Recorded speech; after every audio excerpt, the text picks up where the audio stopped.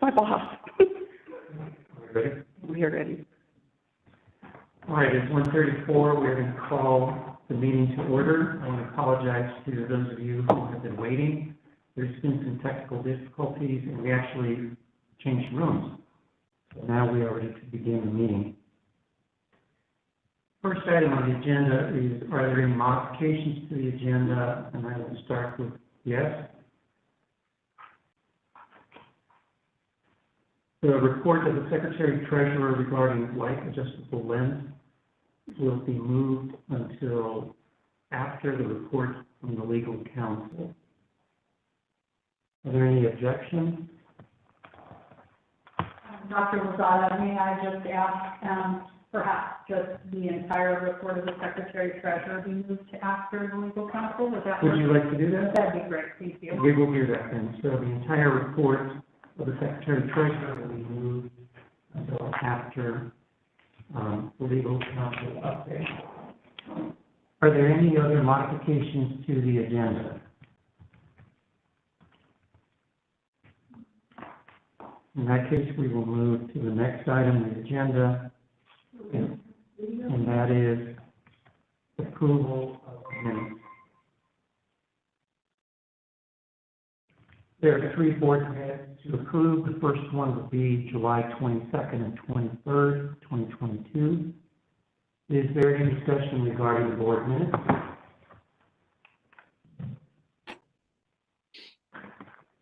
Is there a motion regarding the board minutes? I move to approve the board minutes from July 2022. Do we have a second? Second. All in favor say aye. Aye. Yes, did we get,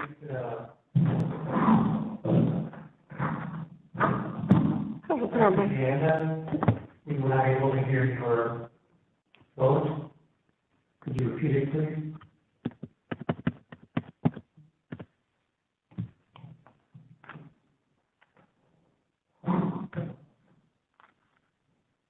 Can you answer the question again?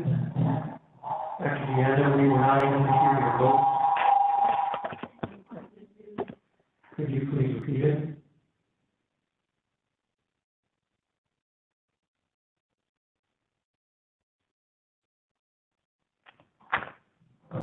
She's muted. Dr. Deanna, are you muted? Is your computer muted? I'm sorry, I'm having a hard time hearing what you said. There we go.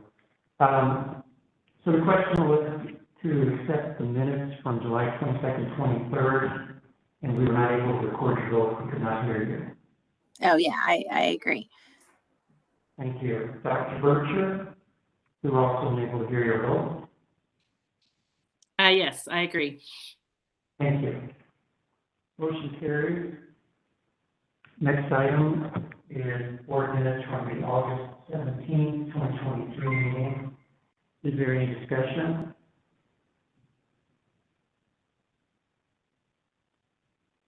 Is there a motion regarding these minutes? I will make a motion to approve the minutes of the last meeting. This is Dawn Bircher. And I'll second it, Carissa. Motion seconded. All in favor say aye. Aye. Aye. Opposed say same sign. Motion carries. Next item is the September 7th, 2022 board minutes. Is there any discussion? Is there a motion? This is Dawn Bircher. I'll make a motion to accept the minutes of the meeting for September 22nd. Do we have a second? I'll second. Dr. Durst has seconded. All in favor say aye. Aye. Aye. Aye. All opposed say nay. Motion carries. Moving on to the next item on the agenda, report of the President. First item on the agenda is to welcome our new board member, Dr. Nagaranja. So give you a few minutes to give us just a little bit of information about yourself, where you went to school, where you practice, interest in the field, et cetera. Okay, thank you. I'm Sheena Nagarata. I am from Manhattan, Kansas, originally from the K-State, went to Berkeley Optometry in 2011. I did a residency at the Kansas City VA, and then I moved around a little bit. I have been in the military, and then moved back here in Kansas, and we're staying in Manhattan, doing private practice there, and happy to be back.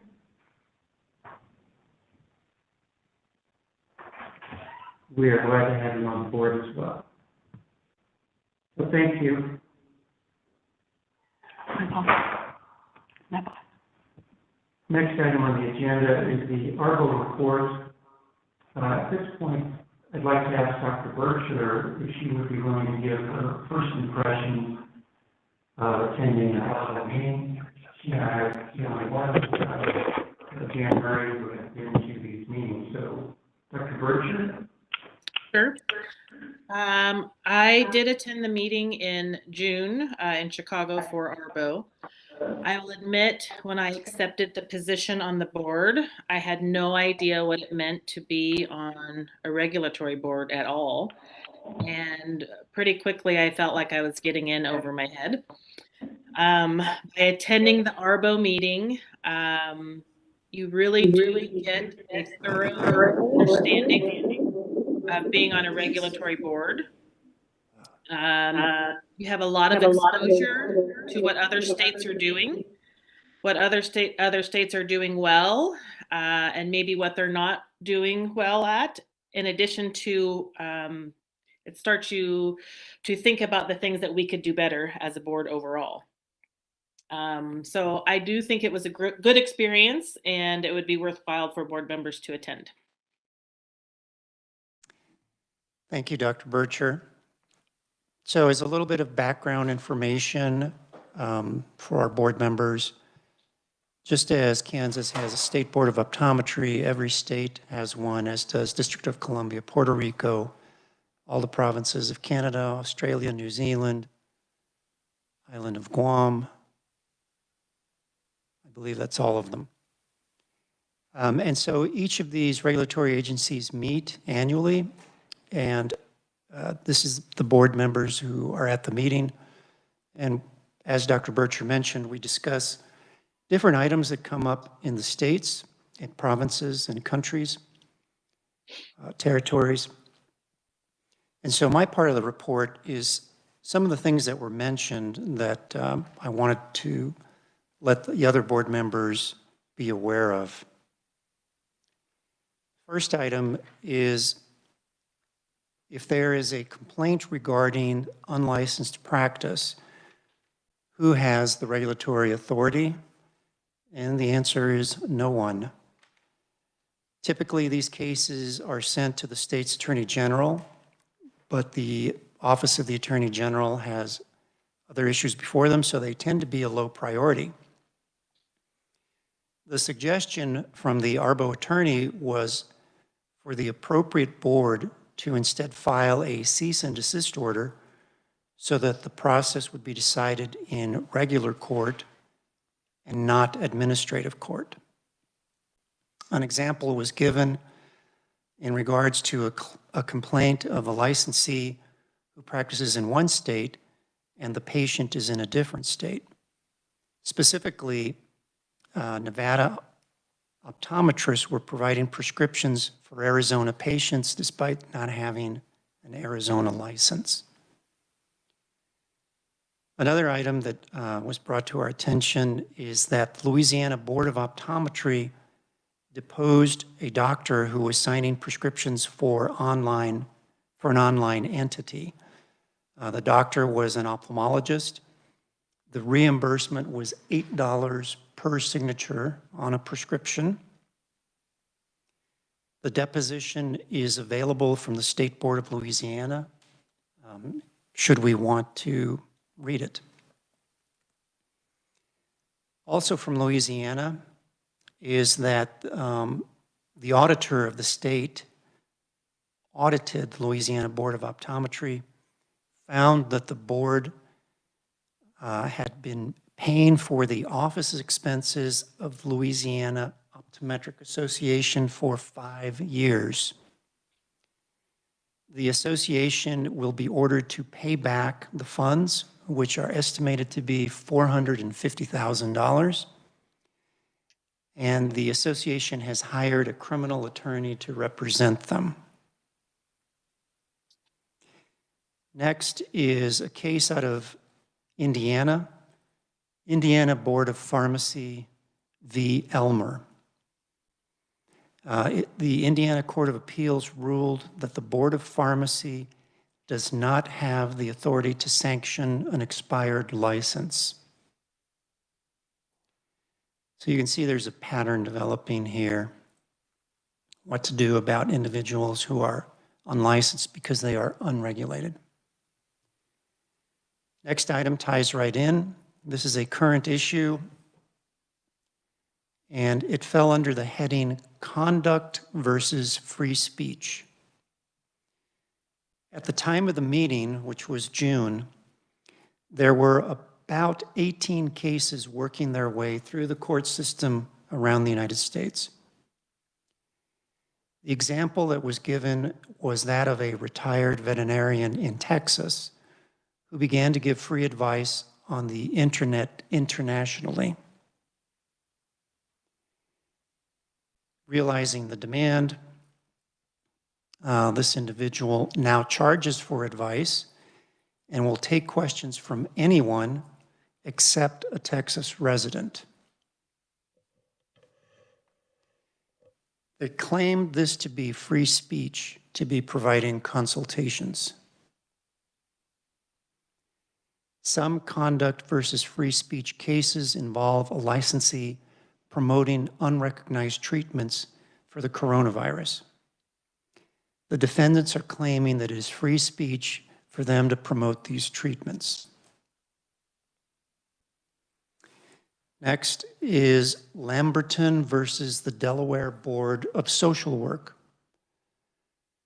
An application for license was denied by the board after they found that the applicant lacked an understanding of basic concepts.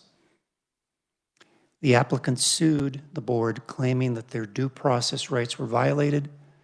The board's decision was reaffirmed in court. Another item of discussion was new bills around the country. The example in this case is Connecticut, and it's called the Clean Slate Bill. And what this means is that certain criminal convictions are automatically erased after a period of time. A good example would be marijuana convictions in a state that legalizes marijuana. There is a bill in Illinois that removed the requirement of an examination to become a social worker. So in other words, a graduate can now enter and practice immediately.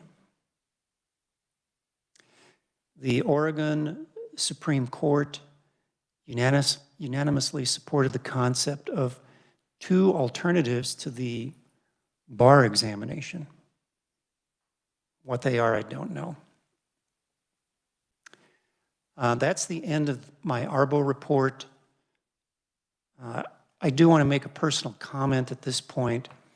While I was at ARBO, or after the ARBO meeting, I should say, I was approached to join an ARBO committee called NBERC, which is National Board of Examiners Review Committee, and I accepted. This is the first time I'm on an ARBO committee. It's my first experience with it. And it is just as eye-opening to become an ARBO board member as it is to become a state board member. I would recommend, if you have the opportunity to do so, I wish I had joined my first year. The good news is that because I did join, I can continue to serve on ARBO committees even after my term ends on a state board.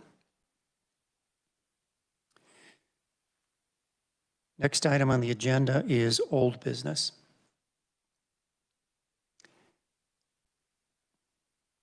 the State Board has sent a series of complaints to the Board of Healing Arts regarding the sale of contact lenses.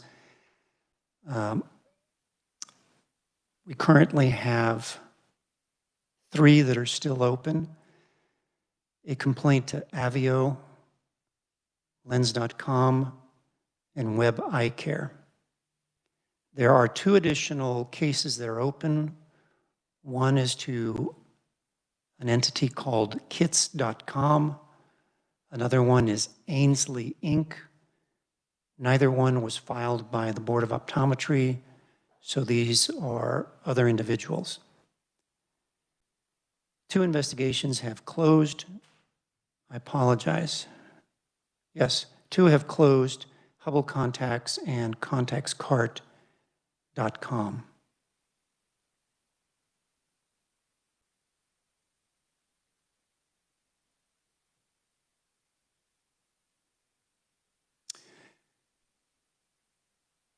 Next item on the agenda is, I apologize, continuing under old business.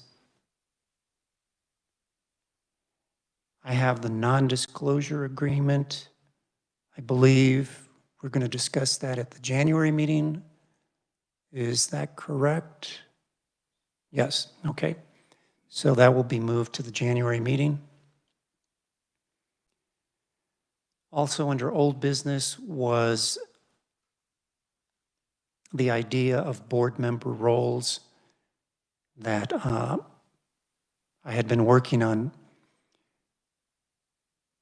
We're going to table that for now until the last item under new business today.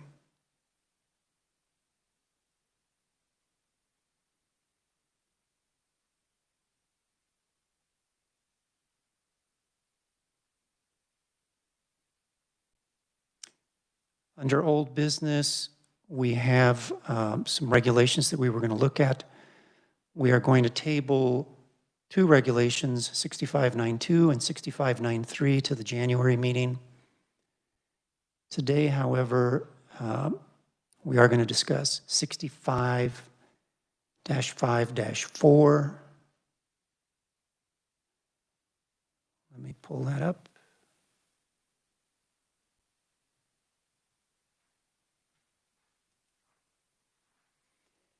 (65-5-4) is in regards to fees. No, I'm sorry. That's 6543. Of schools and colleges of optometry. Thank you.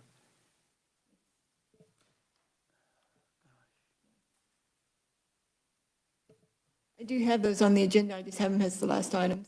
I didn't know if we were going to discuss them now or later, so I put them as the last item. Alone. Okay, we can discuss that during the executive officer's presentation.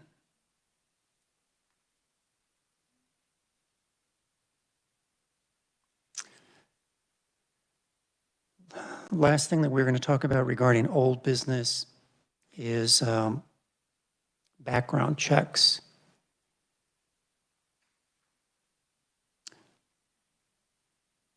It's the board's understanding after the July meeting that there was an issue with the language in statute regarding what information the board can receive. But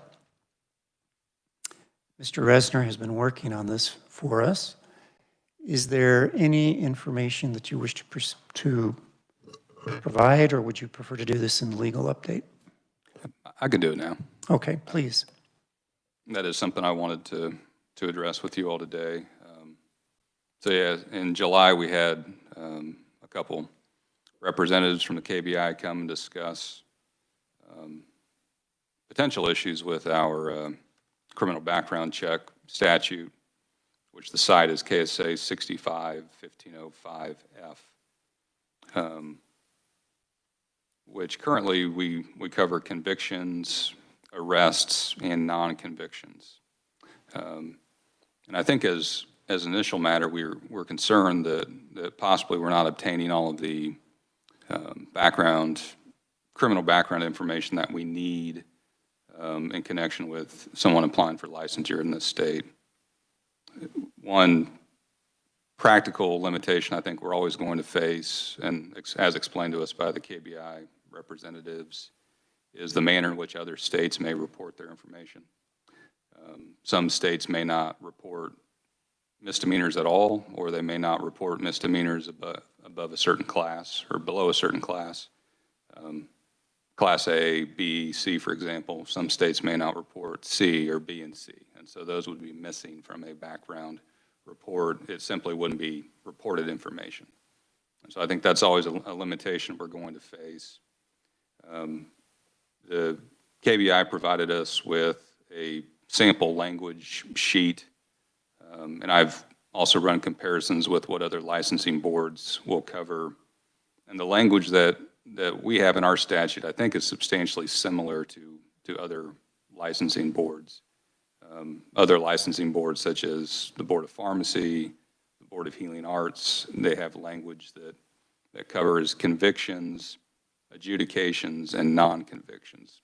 And as explained to us by the KBI representatives, the FBI views non-convictions, the term, as covering what would be referred to as adjudications. The reason for the change in the language is that some other states use the term adjudications. And so I think it's largely a product of semantics, and there's not really a difference as far as our statute as compared to the other licensing boards. But in working through the issue, you know, two other categories have been identified I think that this board could look at. Expungements, which creates a secondary problem, because if you would want to pursue language like that, we would need to change some other statutes, criminal statutes in our state, to allow for those records to be made available. It could be a Pandora's box that we don't necessarily want to open. But that would be an option. Another would be juvenile convictions and non-convictions. As far as I can tell, that's not something that other licensing boards have in their statute, nor are they interested in having it in their statute. You know, I would suggest it's likely beyond the scope of information you'd be interested in. But it would be available if you would put it in your enabling statute. And then one other note from the KBI representative. You know, the FBI apparently is very concerned about the way that you define the class of individuals whose information you're seeking through background reports. And so, you know, you need to look at the way you define licensee, which I think we define it appropriately in our act. License is also defined. The one term that's not defined, which I would hope is self-explanatory, but an applicant for licensure, the term applicant is not defined. A highly technical fix if it's needed at all. If you have no other basis to open up the statute, I'm not sure it's prudent to open it up to simply add a definition of applicant. I'm not sure that that's something we're going to, I'm not sure it's an issue we're going to run into. And Jan, correct me if I'm wrong, but I don't think we've ever received pushback on, you know, we routinely receive background checks for applicants. And so I don't think that's an issue that's been pointed out by the FBI or anyone administering the background checks. But it is something I think to be cognizant of if it becomes an issue in the future. I suppose the potential is always there. I don't think in reality we're going to face something like that. And so I think those, to summarize, I think the issues you have to consider, at least with your background check statutory provision, would include whether or not we would think it necessary to include the term adjudications. I think it's duplicative, but you know, that option is there, whether you would want to pursue expungement records. Not something other licensing boards have in their statutes as far as I'm aware. It would require a change to other criminal statutes. Juvenile convictions and non-convictions, that's certainly an option. And then also to define the term applicant if we would think it's necessary.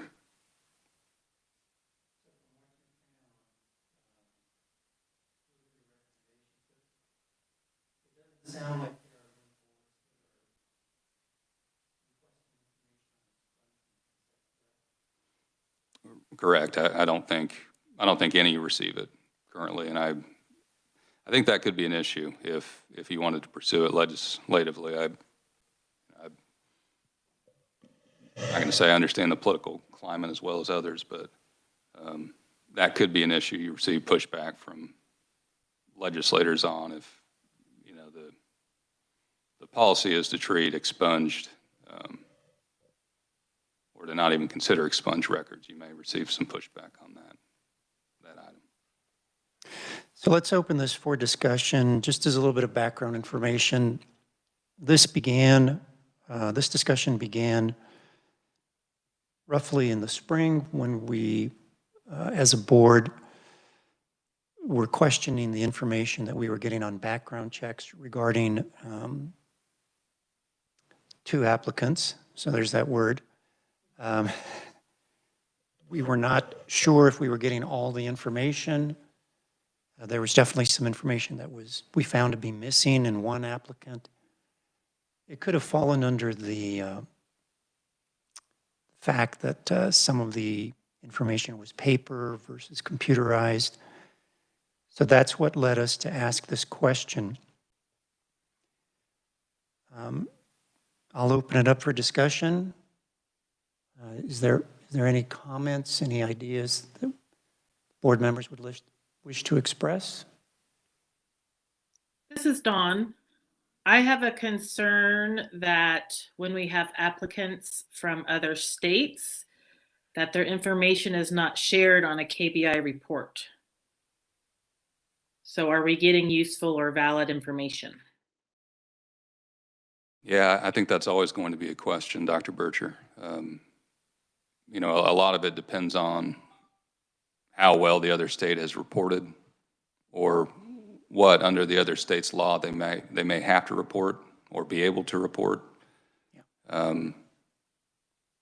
It could very well be, especially with misdemeanors, that they're not reported in some other states. If the state's policy or practice is only to report felonies, then that misdemeanor information wouldn't be available.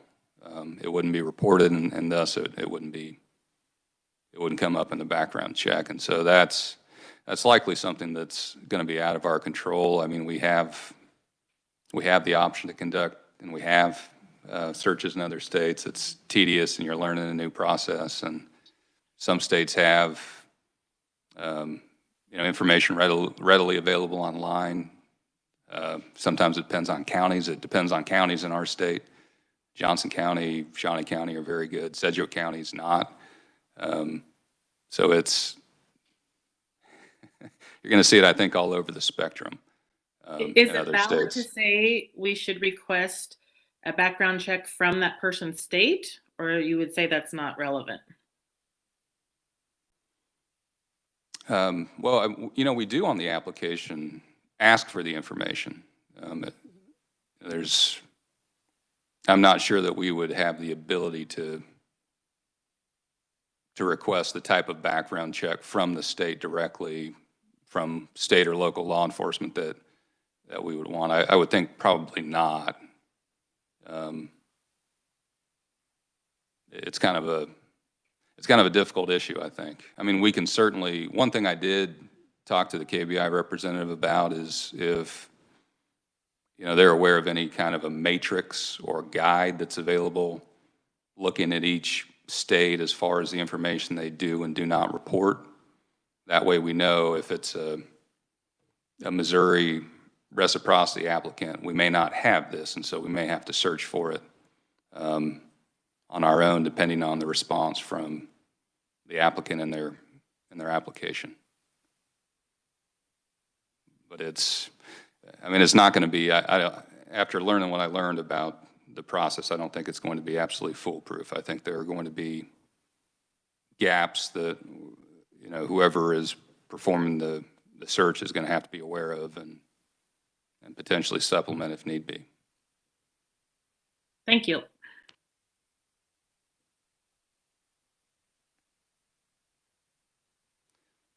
One other sort of administrative point too, and I think, Jan, we probably need to double back with the KBI folks on this issue, because you were, as I was preparing for today, I found an email you were sent, which seems to contradict the sample language information we had. So you were told by someone that the board is not entitled to receive dismissals, completed diversions, pending arrests over a year old. And then the sample language that we were provided says that non-conviction records, which is that's in our statute, that it includes arrests over 12 months old with the missing court disposition, declinations, completed diversions, dismissals, and acquittals. Those two things seem to contradict, so I think we need to follow up to make sure that the term non-conviction covers what we think it covers.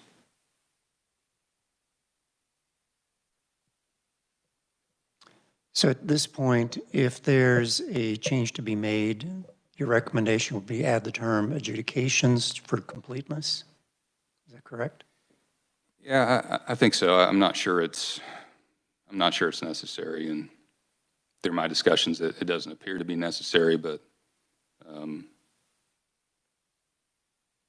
I suppose there could be a circumstance where, one state is reporting it that way, and then we could be deemed not to have that classification in our statute, and so I don't know. My information from the KBI representatives is that it would not be a necessary change, but if we're going to be ultra diligent, I suppose that's something we could pursue. Thank you, Mr. Resner. What I would add is that, just to kind of paraphrase what you said, there's only so much that we can do. And the problems that we came across really had to deal with how the applicants were interpreting the application. So there wasn't really a problem with how our application is worded. The problem was how they interpreted it. So I can't see a change there. Any other discussion? All right.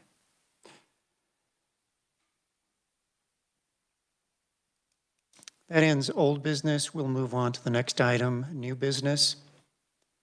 First item I'd like to mention goes back to ARBO, and that is the email that we received regarding ARBO, sort of a CE seminar that they're going to provide for board members, with the first one being November 15th. And that is, it's called Regulatory Case Overview with Dale Atkinson. I'm going to recommend that everybody watch if you are able to. I believe it's going to be a Teams meeting. Dale Atkinson is the attorney who represents ARBO. So just as an individual board seeks legal counsel, the organization that represents all optometry boards has legal counsel. Now, Mr. Atkinson also represents architects, undertakers, nurses, dentists, multiple organizations. And that's why during my report, I mentioned a veterinarian and not just optometrists. So I'd encourage board members to participate.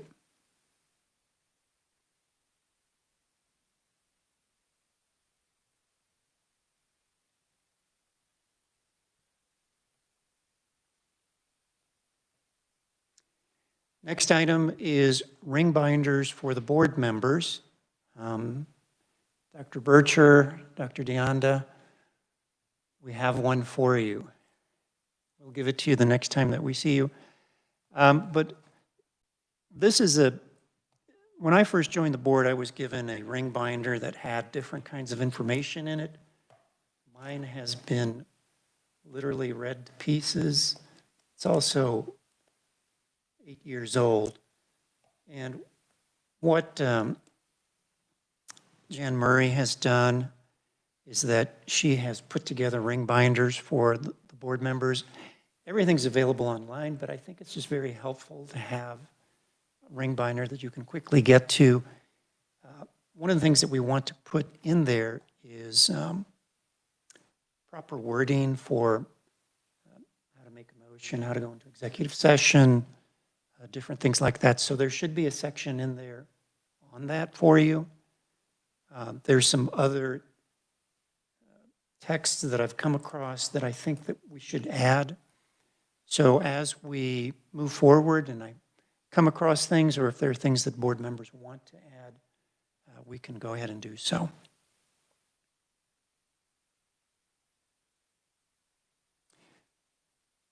Question for Dr. Naraganja. You know what? I have your name misspelled. I have it misspelled here in my computer. How about a question for Dr. Naragaja? Good Lord.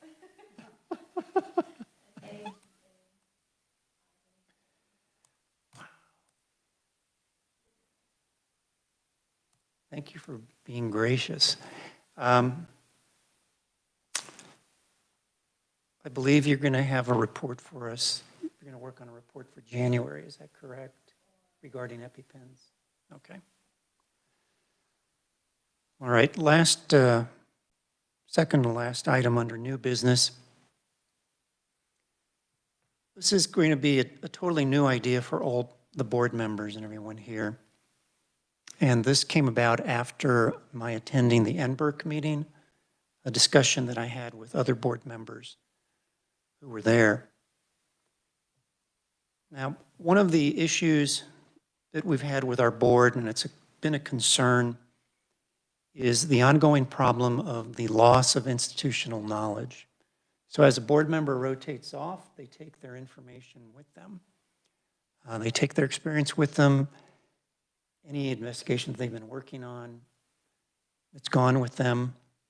Some investigations may be active, and so it gets reassigned to another board member. I was very surprised to learn that large state boards have the same problem. And I thought to myself, how could they possibly have that if they've got, 11 members, 13 members? But they have the same issue, and they mentioned it to me. One of the ways that they have come to try to hang on to institutional knowledge is the formation of work groups and the formation of, what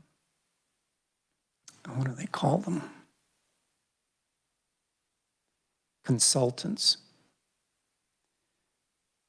So the suggestion that I'm going to give the board for consideration, and we will consider it and discuss it in January, is that within the board itself, work groups are formed for special projects designated by the current board members. The idea is that the work group is composed of former board members. The former board members would have expenses associated with special projects reimbursed. So for example, travel expenses. They would not attend meetings. They would not have voting power. They would not have a salary, but they would be required to sign an NDA. The idea is that board members who rotate off could assist when institutional knowledge of an item is needed. That's the idea. It's open for discussion.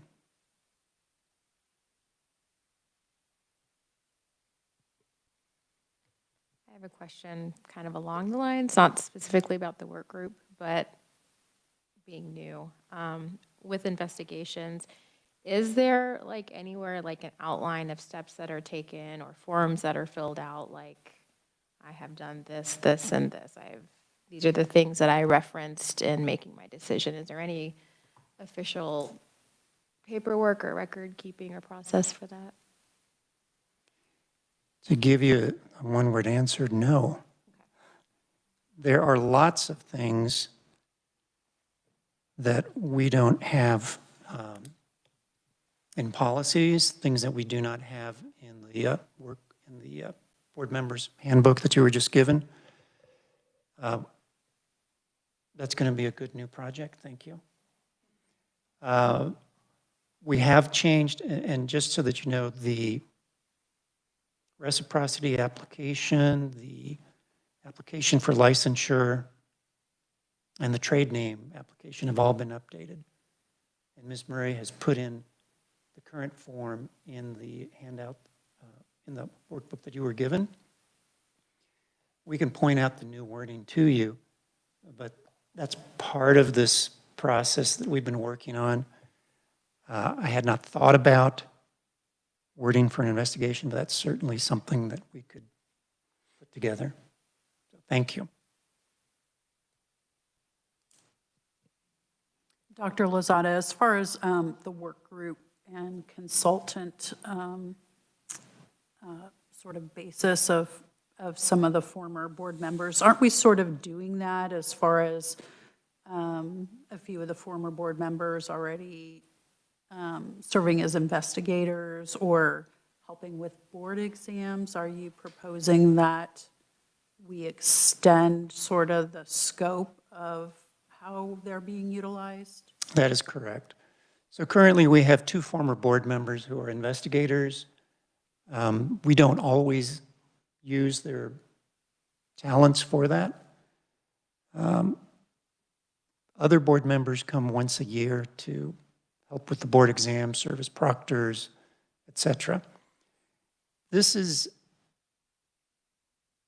different, what I'm proposing. So the easiest example would be Dr. Sparks, who just rotated off the board, and that position has come to you. So as a new secretary-treasurer, what I'm suggesting is that there would be a situation that you might come into where you're not sure of the history of the particular item. And this would be a way for you to reach out to the previous secretary-treasurer to ask what information they may have.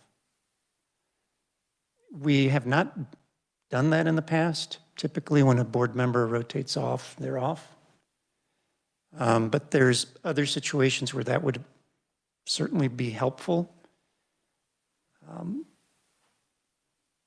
That's how I see the biggest impact for the board, is being able to ask them questions of something that may come up. For example, Dr. Hansen and Dr. Sparks, the 3 of us worked together for many years. Dr. Hansen and I 6 years, Dr. Sparks 8 years. If there is something that comes up that I remember from 5 years ago, I don't call them up and ask them. They may remember things that I don't, but once they've rotated off the board, their position is essentially over. So this is not a decision-making position that I'm suggesting. This is a resource position that I'm suggesting. And like I said, I want to open it up for discussion. There's more ideas that we can come up with. There's specific information that I can send to you. I did ask one of the other states' board presidents if they would share information with me, and they sent me a lengthy email with how they're specifically structured. But I didn't want to just give that to everybody. I wanted to expose everyone to the idea. If it's something that you would like more information on, I'm willing to share. Well, actually, I do think we did share that email. My mistake. So you do have that email. There is the basic structure is explained. We can read it, and then consider it for the January meeting. Is there other discussion?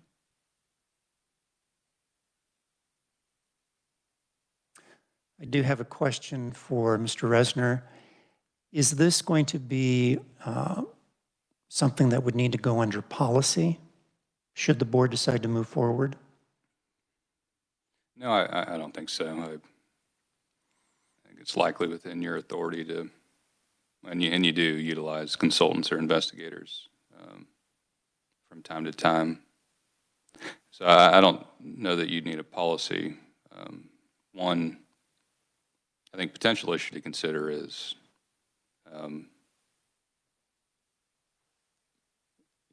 for example, the secretary-treasurer position. Dr. Sparks would encounter various legal issues from time to time. And so if Dr. Durst then is consulting with her about an issue, I think we need to be somewhat careful. We're not stepping into the area of legal advice or an opinion, especially bringing in someone who's no longer on the board. Attorney-client privilege wouldn't necessarily apply. I can foresee issues like that we'll need to be careful about, that we're not somehow waiving privilege. For an example, with an investigation, if you bring in, Dr. Sparks, again, as an example, as a consultant or an expert, as long as it's working with legal counsel, then you're typically going to be fine. You can extend the privilege that way, but potential word of caution there. Would the non-disclosure agreement assist with that? Probably not, just because we do have, it would to a certain extent. It's not without its uses, but at least under the Kansas Open Records Act, if we're exchanging emails, for example, just you and Dr. Sparks, Dr. Durst, it wouldn't be privileged emails. Depending on the subject matter, it's the bases to keep a record, out of the public sphere it's limited.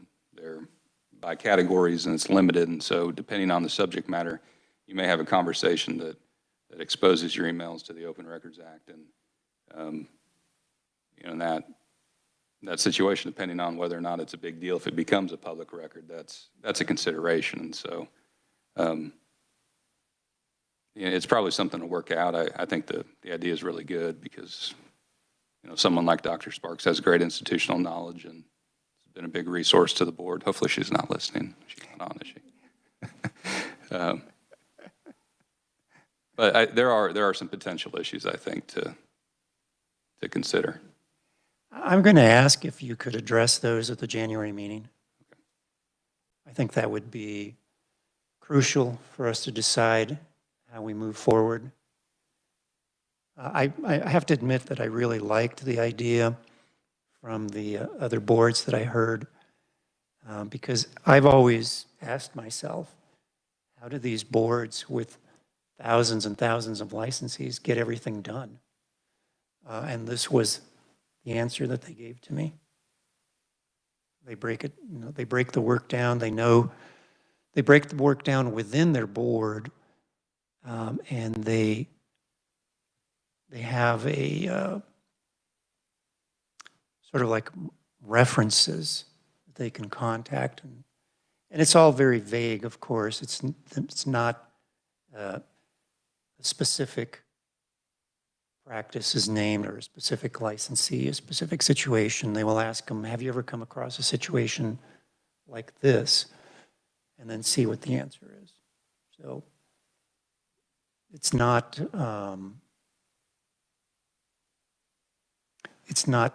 advice on a specific case. All right, that is the last item that I have. Under new business, the next item would be the source control update. It is my understanding that if I remember correctly, it was September, Let me get the right date.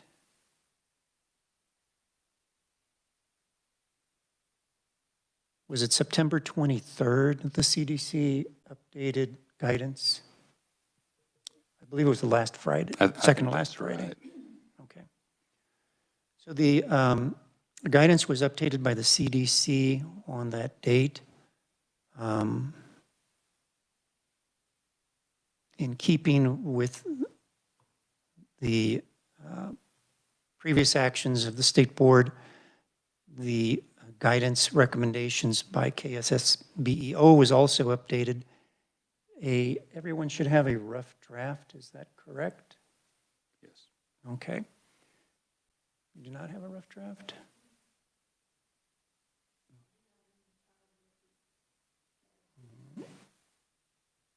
Let's see.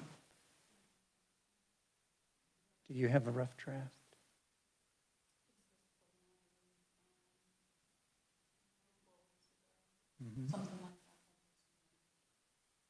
I thought it was emailed to everybody for discussion today.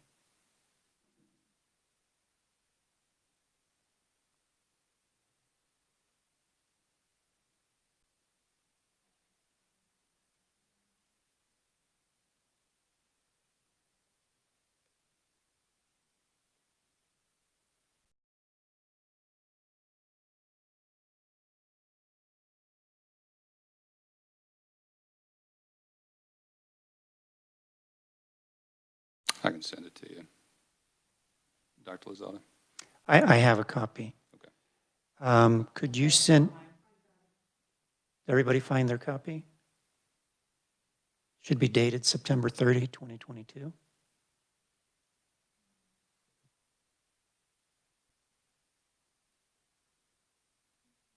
Dr. Bircher, Dr. DeAnda, do you have copies? Yep, I have one. Good. Dr. Bircher? I have it. I'm still pulling it up. Good, thank you.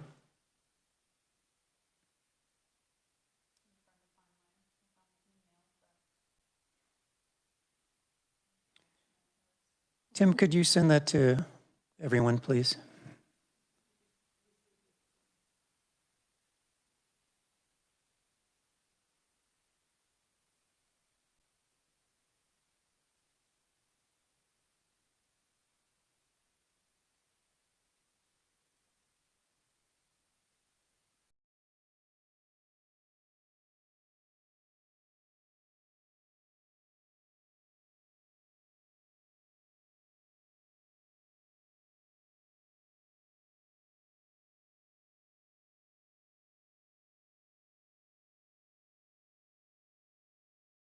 Dr. Nagaraja, did you receive one? Okay, good.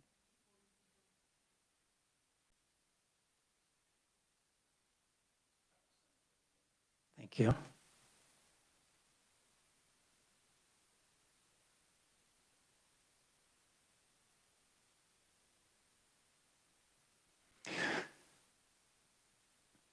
So has everyone had an opportunity to review it?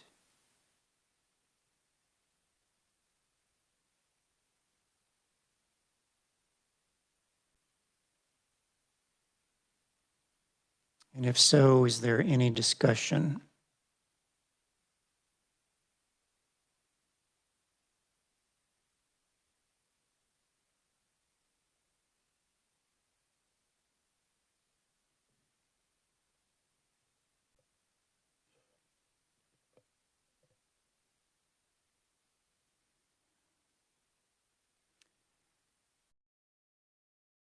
Tim, is this, I don't remember, and see, here's where that institutional knowledge comes in.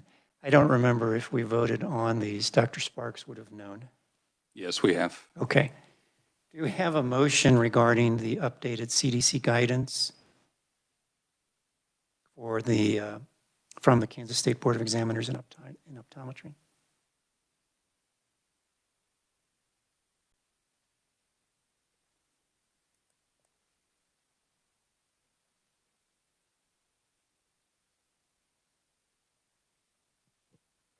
If there is not a motion, do we wish to have further discussion?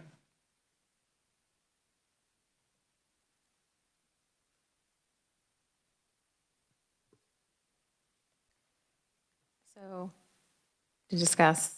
And looking over it, the main update difference that I'm seeing is just that it can be determined based on transmission rates, right? That's That the is big correct. change. That is correct. So following the CDC guidance, that is probably the main change. The footnotes that are provided are the links to this. We want to make sure that licensees know that it's the transmission rates. And before I ask for another motion, let me just give a little bit of summary information. Essentially, what is happening nationwide with this updated guidance is that it's going to become a more localized guidance. It's going to be more probably county-based, I would say, county health department-based. It's going to be something that's much more fluid because county information changes regularly. And so counties that are having low transmission rates can have one type of source control measures recommended. Counties that have higher rates of transmission can have different source control measures recommended. So it's a more fluid type of recommendation that came from the CDC, and the proposal is that the state board follow that fluidity. The one difficulty that I do see with this is that these transmission rates change abruptly. And so licensees will need to refer to the transmission rate much more frequently, pretty much daily. I mean, I don't know how often a county updates their information. Those counties that do it weekly, well, it's going to be a weekly review. Those counties that update daily, it's going to be a daily review. So that's the principal change that I see occurring. Is there any other discussion? Can I ask a question? Absolutely. Okay, so if I'm on the CDC's website, I'm looking at Johnson County, it has the COVID-19 community level being low. That was what they would look at, is, Transmission rates. okay? Back at the map, correct? But then there's a note that says the community level and associated metrics presented above are updated weekly, and the value for the same may differ because they are updated daily. So if they're, to me, they should be the same based on that little note. Or on Thursdays, they should be the same. But I've yet to see. You know, there might be some kind of statistical analysis reason why it's like that. I don't know why they're doing that. They may need to do some kind of calculations and computations, because what you said makes sense, but I don't know why they're going to have that difference. Yeah. I mean, why is one thing green and the other thing red?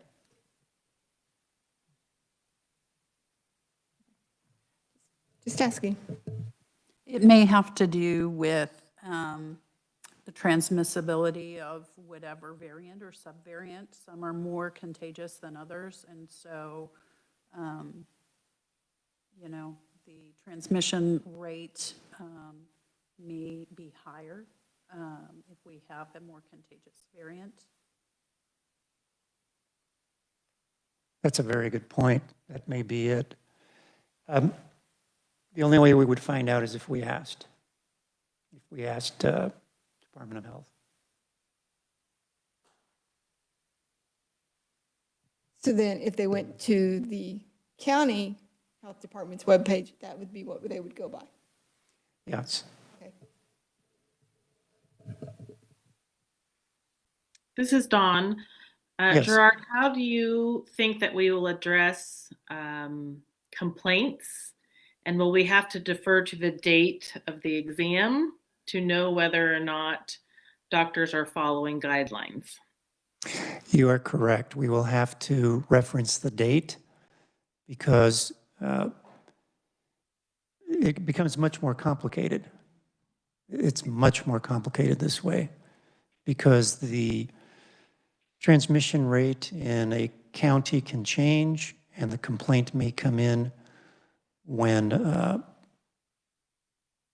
after a delay of time, when the guidance from the county has changed. And so we may look at the current status of that county and there is no basis for a complaint, but perhaps the appointment or the evaluation was during a period when there were more source control measures in effect, in which case the complaint has validity.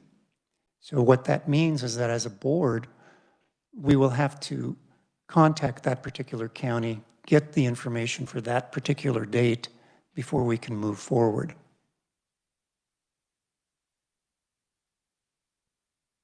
Thank you. Certainly. So you're going to contact the county directly for historical data on the day of what their outbreak rate was? I mean, do all counties keep those type of historical records, I guess? We will find out. Okay. Sounds good. Like I said at the beginning, this is going to become It's going to be much more complex. complicated. Yeah. Dr. Lozada, I'm concerned that the guidance written here references the CDC's community transmission rate with the map, and it doesn't say to contact the county health board for transmission rates. One may be updated more frequently than the other. So yeah, I'm not seeing any, maybe I'm missing it, but nowhere. No, you're I'm catching seeing it. County, just, there's a link to the CDC community transmission rate. So Dr. Durst has raised a great point. So what I would propose that we do is that we table this, address that issue, and then we will need to bring it up on a Teams meeting. We will bring it up on a Teams meeting to discuss. And the goal, of course, is to have a Teams meeting as quickly as possible to issue new guidance.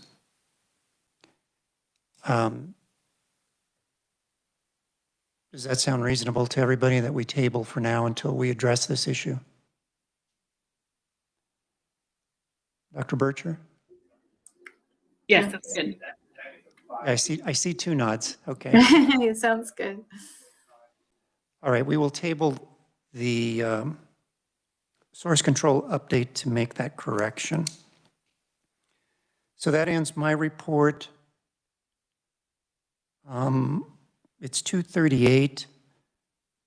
I'm going to go ahead and see if Dr. Bircher has any additional comments during her report. I do not. Okay. The report of the Secretary Treasurer is being moved until after legal counsel. Moving on, the report of the member at large. Nothing. Nothing to. Question, and we'll address it at the next meeting. So we'll have a report regarding EpiPens at the next meeting. Is there a report from the public member? No report. Thank you. Thank you. Next would be report of the legal counsel. Before we do that, I'm going to suggest that we take a break. When we come back, I believe we are going to go into executive session. Is that correct, Mr. Resner? Yes, that's right. All right, it is 2:39. Let's take a break until 2:50. When we come back, we will convene and have a motion to go into executive session. Thank you.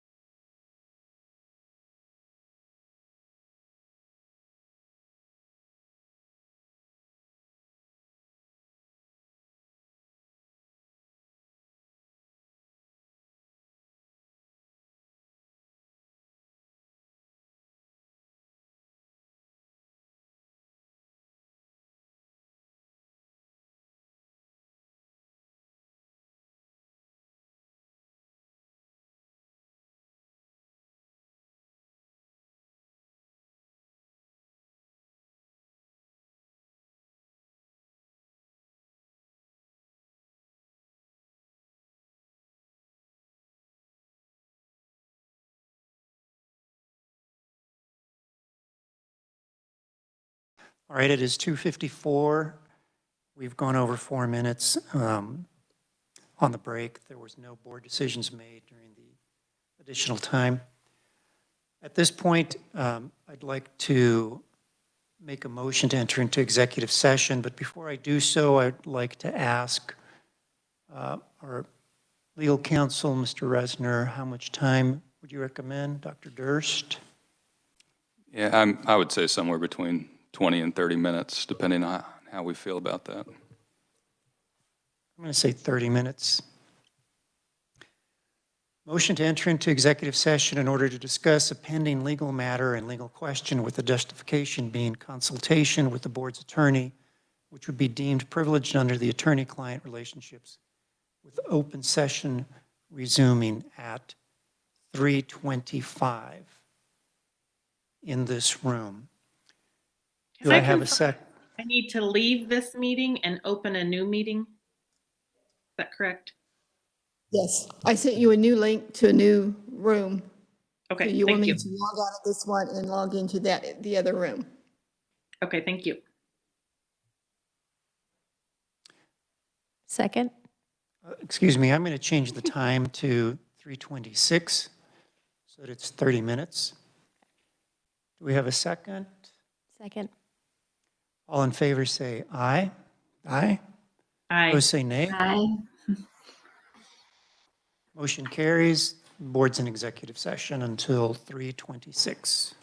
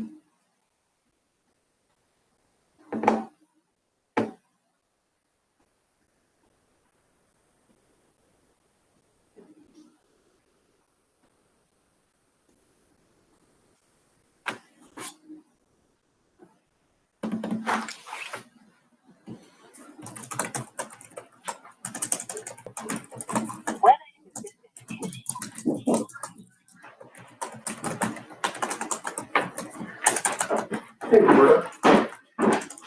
How are you? Yeah.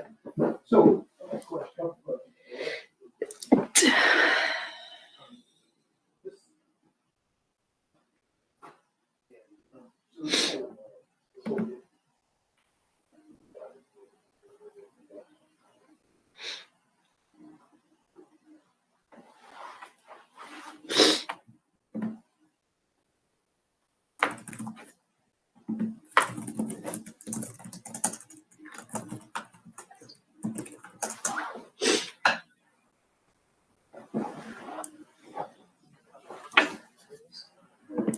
Yeah, sure can.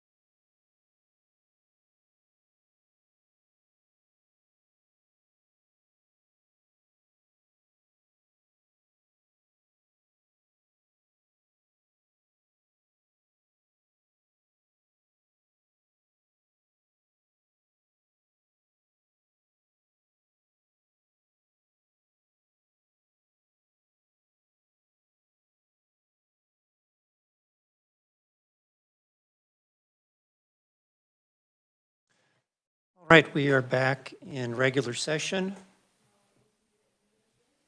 No decisions were made. No decisions were made in executive session. No final decisions were made in executive session.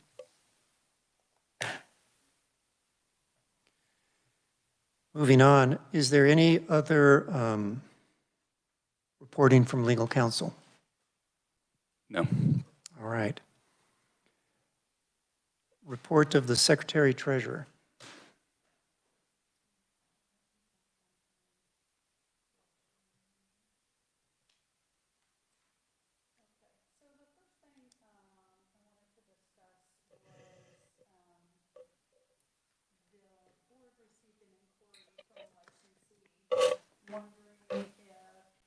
Laura, we can't hear you.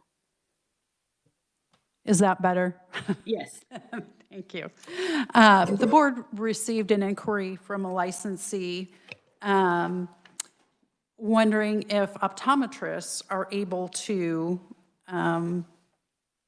adjust light adjustable implanted IOLs. And this is a new technology in cataract surgery where after the implant lens is placed, post-operative adjustments can be made to the refractive power of the lens using UV light. And on the board member only page is a link to just how this procedure is performed. There's an instrument that looks similar to a retinal camera or a slit lamp, and adjustment lens similar to a gonioscopy lens is used to make the adjustments. Dr. Bircher, are your surgeons at your center using this technology? Yes, we are. So I think it's becoming more widespread. As far as I know, in Topeka, there's no surgeons using it currently. I believe a lot of the larger cataract surgery centers probably will be offering it. And so the OD involved asked, apparently had made her own inquiry and found out that several states surrounding Kansas allow ODs to perform these post-op adjustments.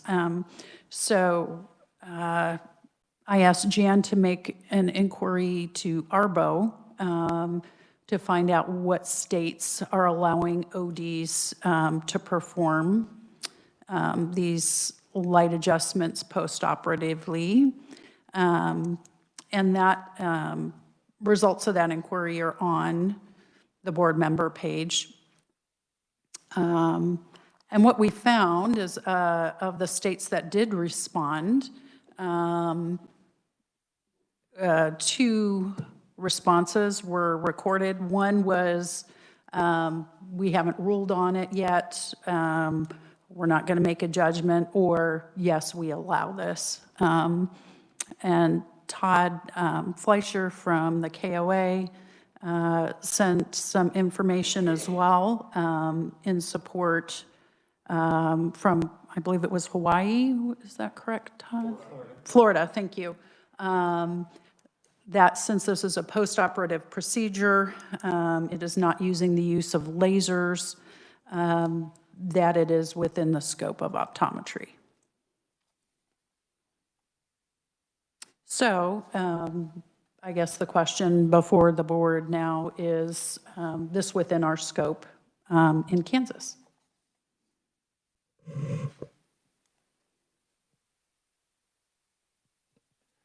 Open for discussion.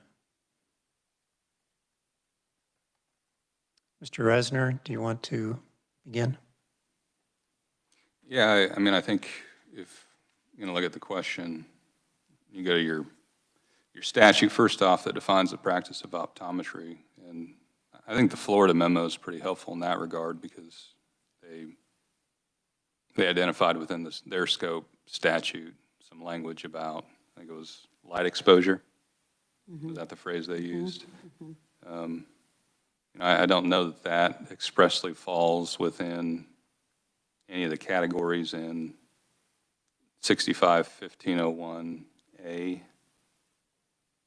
And so that, I think that's one issue.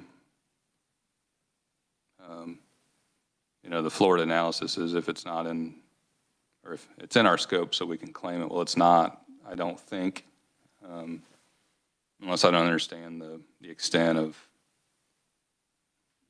specifically A2, I think. We look at low vision rehabilitation services, et cetera. That's where I think you would likely find the term if a Kansas OD is able to perform that type of a service. Then we then have exclusive language in B, which excludes certain things, including surgery using lasers from the scope, which wouldn't extend to this type of a treatment. So I think it's there's possibly some gray area, but I looking at 1501A2, if you don't have the type of treatment identified there, I would be hesitant to say that it's authorized under Kansas law. Certainly not excluded under B, but I don't think it's authorized under A. So it's in the very gray zone. Yeah, I think so. Whether we find enough authority in the statutes that the board could promulgate a regulation to allow for the type of treatments is something that you could look at. Otherwise, I think the way to be certain about whether or not it's covered would be to seek a change in your statute.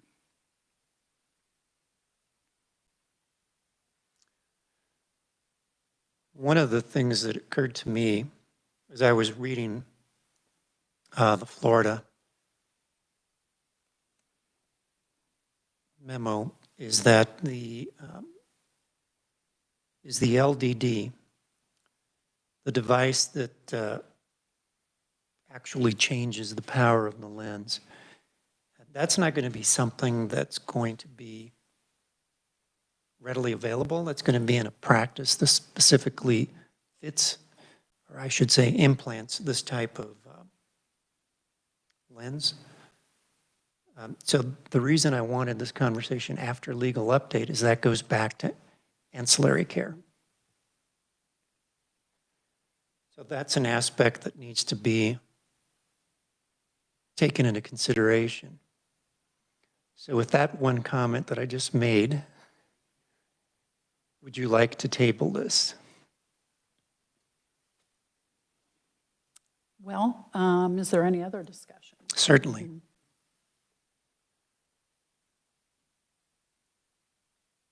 I would be in favor of adding to the statutes something similar to the Florida statute that says optometrists have the ability to use light frequencies, only because that would also include some optometrists are already using light treatments for meibomian gland dysfunction and chalazions. That's a good point, Dr. Bircher. And then it'll be more clear-cut. Yeah, and the wording needs to take into account that it's UV wavelength being used on these implants. It can't be so vague that that in turn can be taken to include corneal cross-linking. So we have to be careful with the wording.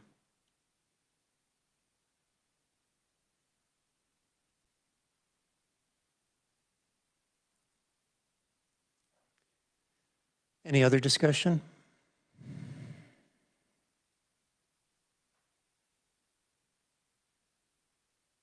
Is there a comment from the public member? From a member in the gallery?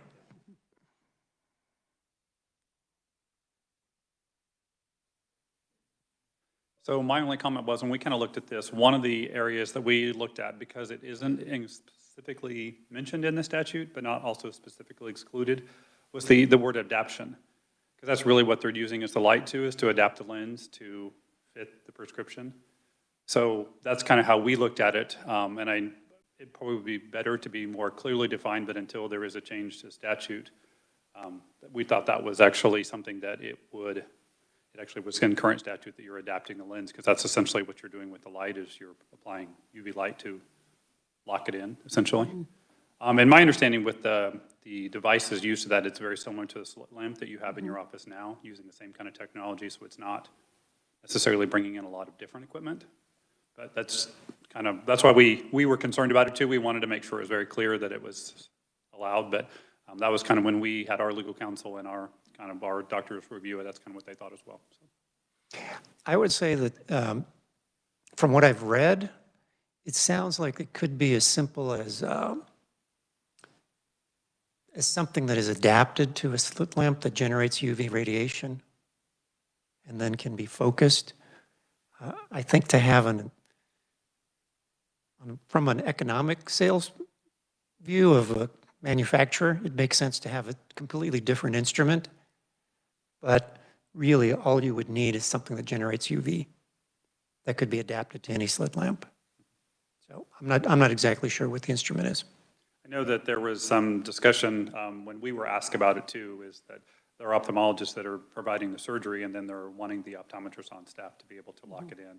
Right. They feel like that's well within their wheelhouse, and the gentleman that owns the company is an ophthalmologist, actually.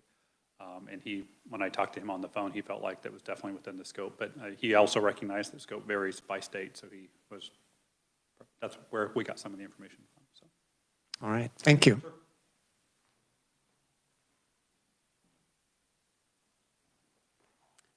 All right, so are we in agreement then that that to be really clear cut, since our law is somewhat gray on UV light and light, to seek a change in statute then? Or are we saying that it's within our scope at this point? It doesn't sound like it's within scope. It just sounds like it's really vague. It's not it's not included, and it's not excluded. So an argument can be made either way. My concern is, do you want, is the ancillary aspect of it. Correct. That's my main concern.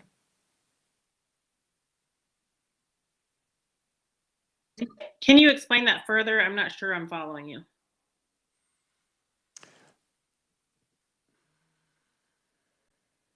Are you saying, I think I figured it out. So you're saying that if it is considered ancillary, it's not under our scope either way, correct? Well, there's other ways to look at it. Let's say that there's a remote location, and then an LDD is put in there in a practice that does primary care. What does that do to the definition of ancillary for that particular practice? It gets down to semantics once again.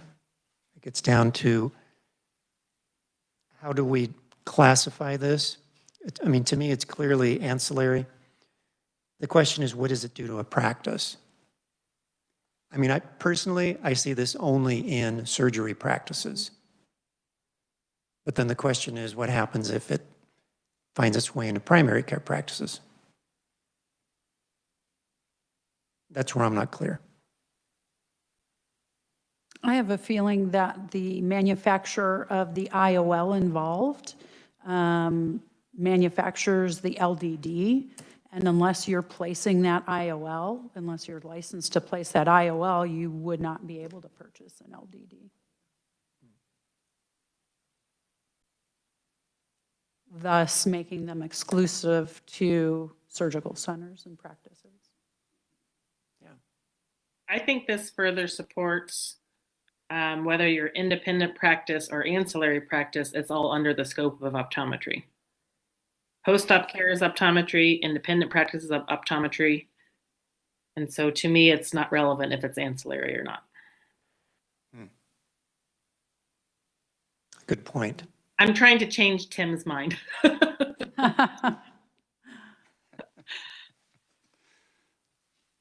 Yeah. Are there any other examples of procedures where we are allowed to do it under an MD office but not independently?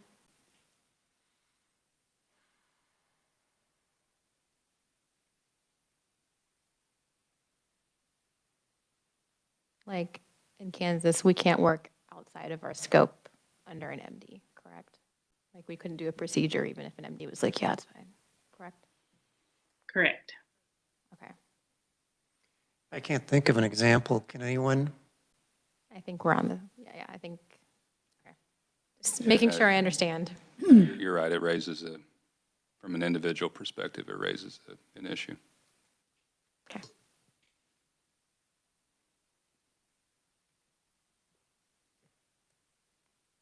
Is there any other discussion? Dr. Lozada, you're thinking. I can see the wheels churning. Yes.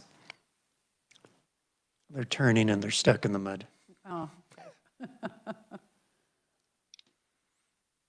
So I guess at this point, my question is our response to this OD inquiry.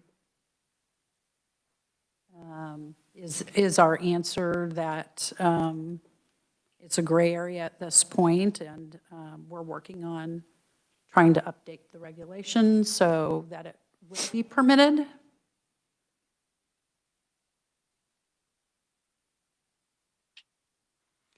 I would agree with that. I mean, the way I'm understanding it right now, at this moment, with our current rules and regs, is that I don't see it as a problem in a surgery center.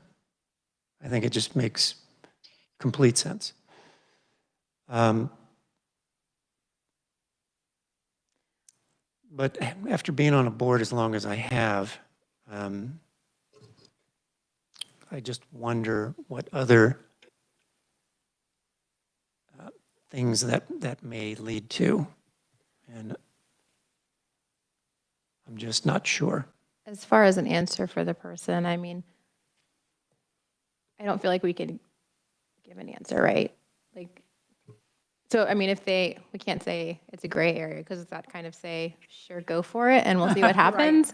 Because then if they get reported to us, then we're put in that position of then having to give them an answer more officially. So I don't know if we can just say it's a gray area, but we're looking at it. Don't do it yet. Can we say that? I don't know how we cover ourselves Yes, there. that we're investigating it still. So we don't put them in a position to then get in trouble. Exactly. All right, I will respond to them and let them know that we may need to look at changing the regs in order to make it a clear-cut answer. Yeah, and we can revisit this in January. Okay, I'll let them know that. Definitely. Okay. Because after the report that you've given, there's two questions that I need to have answered and we can discuss. So, further discussion. Well, is this assuming a change in the law is required, is this something that the consensus wants to pursue? 'Cause I mean, from a timing standpoint, probably would need to get it's not a big drafting. I would say yes. I would say that's the best solution. Agreed. So basically what Dr. Bircher said 10 minutes ago. So that it does include light therapy for meibomian glands. Okay. So I think that's going to be the best course. I think to Dr. Nagaraj's point, if you have individual matters that pop up, the board can exercise discretion in the meantime. But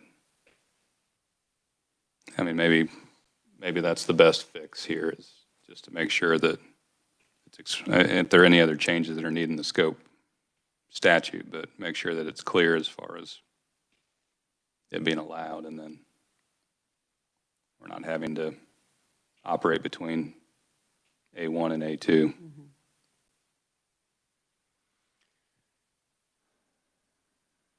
Or A2 and B, I'm sorry.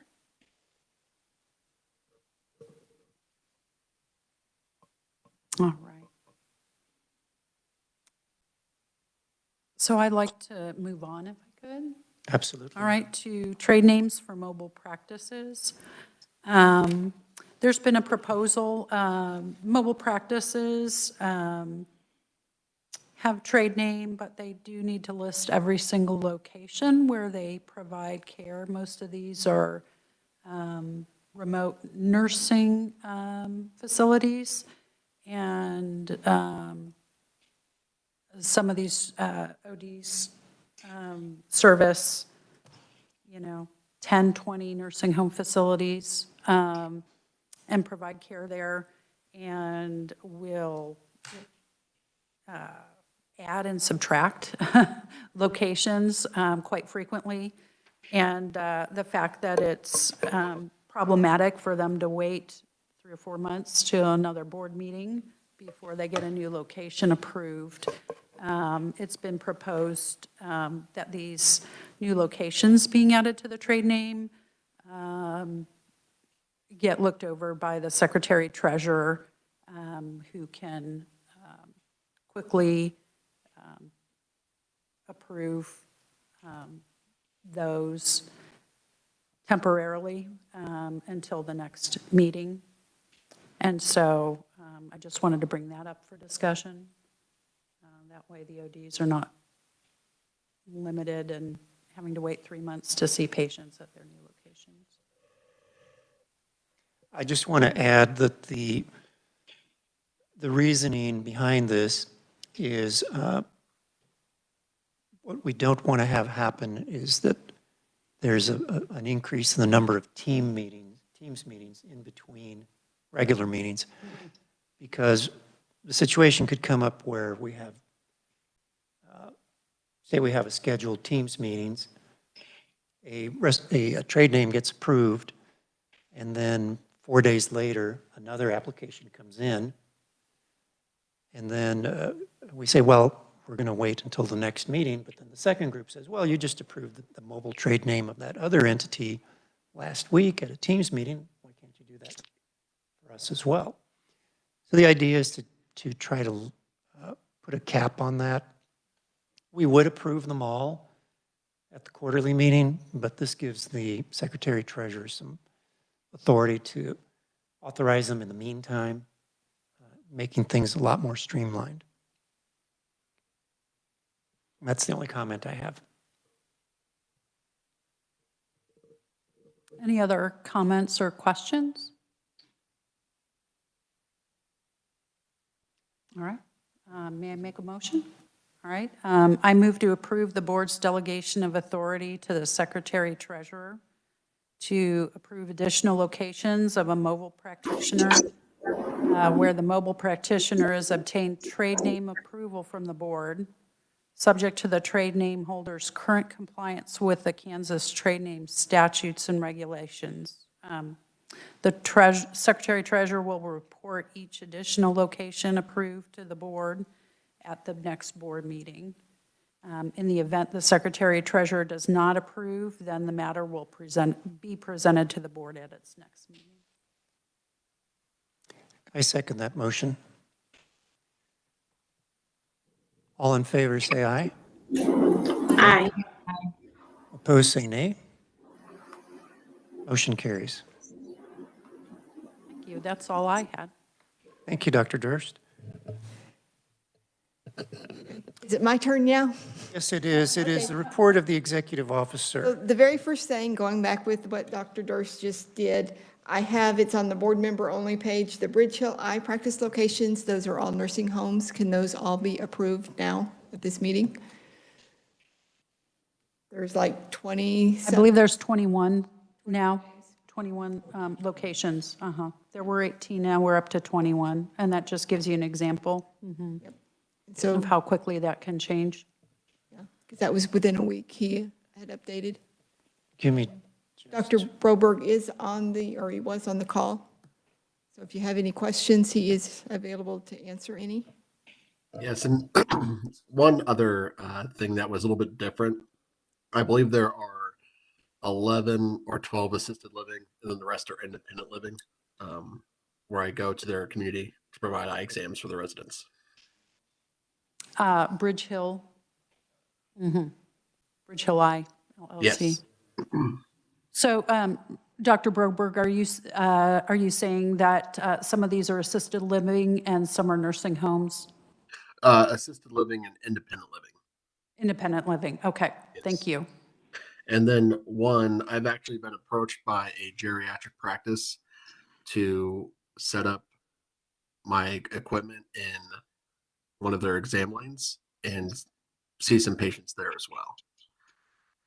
I got approval from Aetna and United Healthcare, since those are the two insurances that are primarily used there. And they said it was okay if I set up there, so I just need to get approval from the board. And that practice is called Archwell.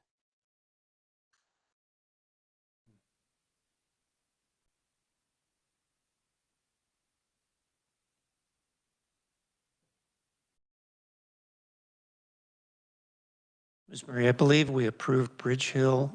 Yeah. Trade name in July, is that correct? I think so, Okay. without looking. And Dr. Broberg, was it originally yourself? I believe there was a different person who Yes. was going to. Oh, sorry to interrupt. Was it you and your spouse? No, this is that's a different company. So Bridge Hill Eye was approved October of 2019 for mobile care, and then I just hired a doctor in August, so adding her to the practice as well.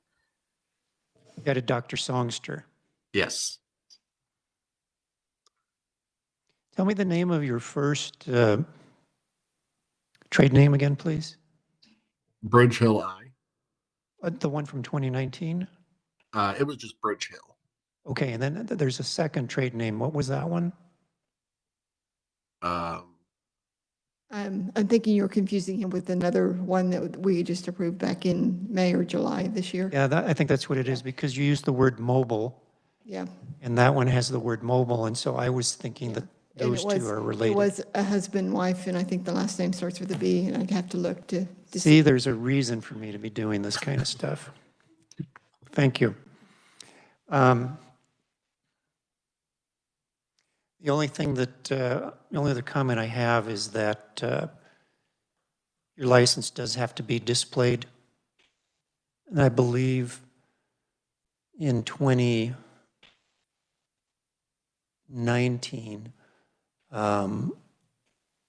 the board agreed that the licensee could have one license and take the license with them and display it at each location, as opposed to, in your case, 20 licenses. Yes, that's what I've been doing at least. All right, those are my only questions. Dr. Broberg, I have a question with this newest location. Yeah. Will you be renting this space from the practice, or? That was the big thing that we were discussing. Their headquarters said there's no need to rent it. It's just to use a space. But I know with Medicare guidelines, if I were to accept Medicare, that I would have to have a rent agreement there. But United Healthcare and Aetna said that I did not have to have a rent agreement. So this wasn't necessarily rented space. It's just their 1 or 2 days a month is what they're proposing to see some of their patients. And you would be billing them yourself, or they would be paying you to come in to see patients? I would be doing all the billing myself. Okay. Thank you. Yeah. And I see that Archwell Health is listed under the practice locations that we have for you, so.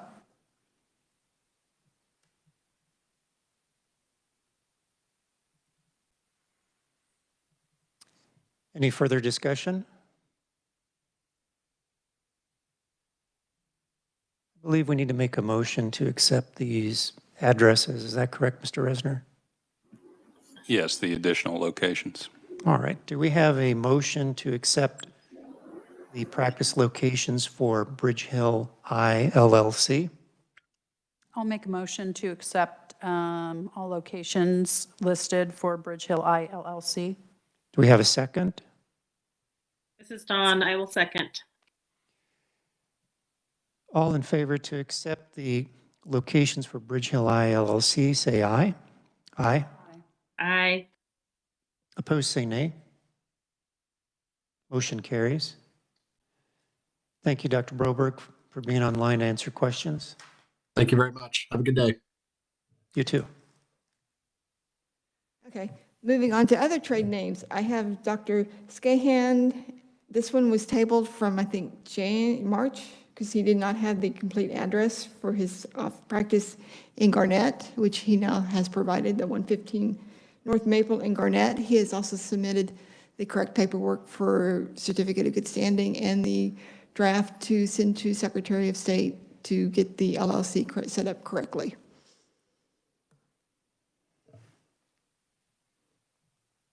I just want to point out, you said there was a problem with the address, right? The address. Yeah, he did not include that on his original application.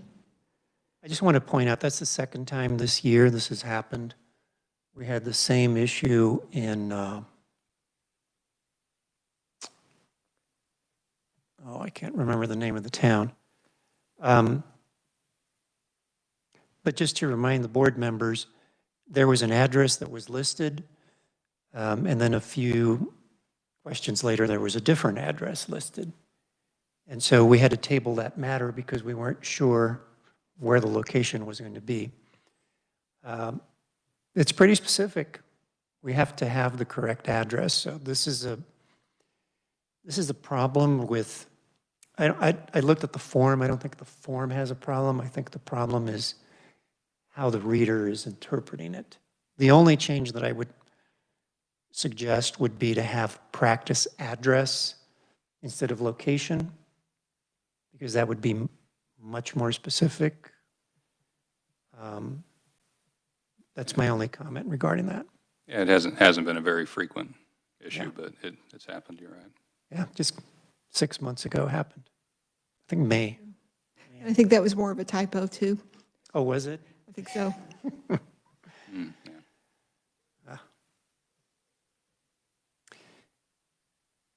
Let's see, do we have any further discussion on the trade name application of Dr. Skahan?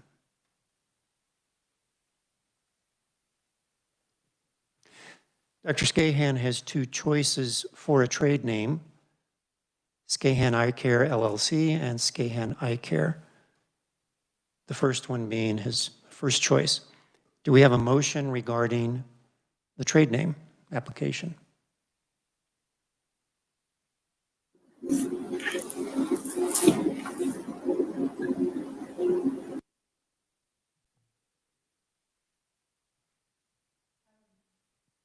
I would move to accept the trade name of Skahan Eye Care LLC. We have a motion. Do we have a second? I'll second. All in favor say aye. Aye. Aye. Opposed say nay. Motion carries. So the next one is Dr. Joseph Kessler for District Eye Care in City Center in Lenexa.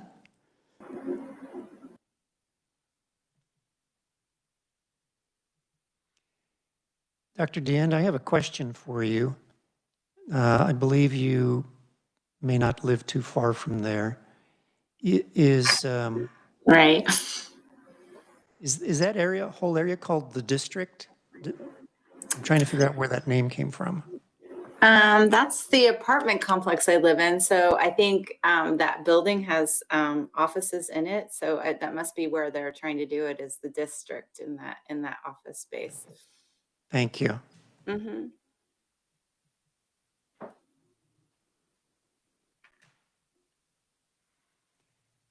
Is there any other discussion regarding the name, district, the trade name application for District Eye Care?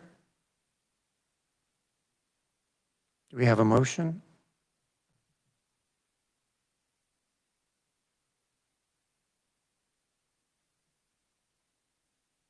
This is Dawn. I would make a motion to accept the trade name District Eye Care for Joseph Kistler. Do we have a second? I'll second. All in favor of the trade name District Eye Care, say aye. Aye. Aye. Aye. Opposed, say nay. Motion carries. And the next one is for Megan Baldwin in Wichita. She's got iConnect Vision Therapy, Level Up Vision Therapy, or Wichita Vision Therapy Center.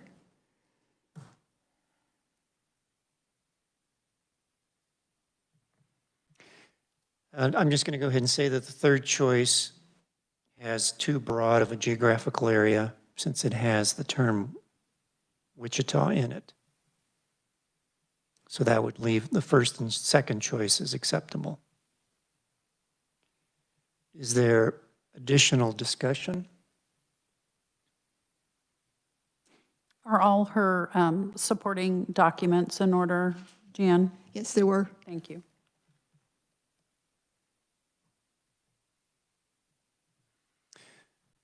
If there's no further discussion, is there a motion to accept the first choice, iConnect Vision Therapy, as the trade name for Dr. Baldwin? I'll move to accept iConnect Vision Therapy for a trade name for Dr. Baldwin.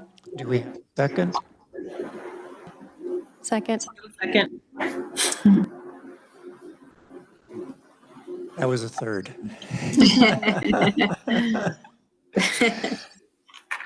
All in favor say aye. Aye. Aye. Opposed say nay. Motion carries.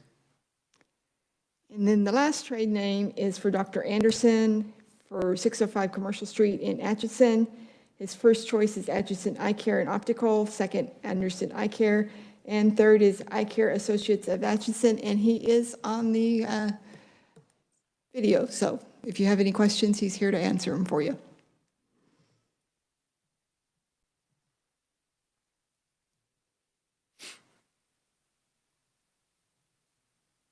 The only comment I would make is that the third choice also appears to be too broad with the use of Atchison, but choice 1 and choice 2 are certainly, do not have that problem.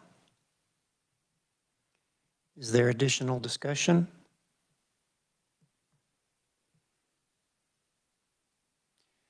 Is there a motion to accept Anderson Eye Care and Optical as the trade name for Dr. Thomas Anderson?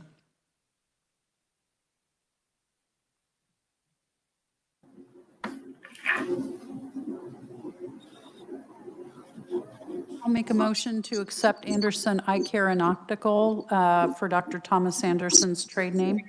For a second? I second. All those in favor say aye. Say aye. Aye. All those opposed say nay. Motion carries. So the next thing I have on my agenda is maybe possibly updating the KSA 65-1509B, which is the expiration date of licenses. Currently, it is set for May 31st. If we can get in to change the statute, and if I can get a new licensing program, which would be the ideal time, I'd like to see it move to be monthly based on the birth month. The licenses would expire on the last day of the birth month every other year. It would make the office busier year-round. It would also increase our revenue. We would show revenue year-round instead of just 3 months out of the year. So come July, if the legislature looks, I've got a whole bunch of money that is sitting there, and they think they might be able to tap into it, even though it's going to last me a whole year before I get more revenue. So that's just out there for you guys to think about. I did check with ks.gov. For them to do this update, it would be a whole new database, and they didn't quote me a price. And so the ideal time to do it is if I did get a new licensing program, because it would be easier to do the switch at that time. But like I said, I just thought I'd throw that out there. It also goes along with the next one is to change the renewals to the odd. If you have an odd license number, you can renew in the odd years, and if you have the even license number, you renew in the even years, and that would kind of hopefully help with some of the confusion and phone calls when I get from people that, do I renew this year or did I renew last year? And a couple of my late renewals this year were people that thought they renewed last year, and so they didn't renew.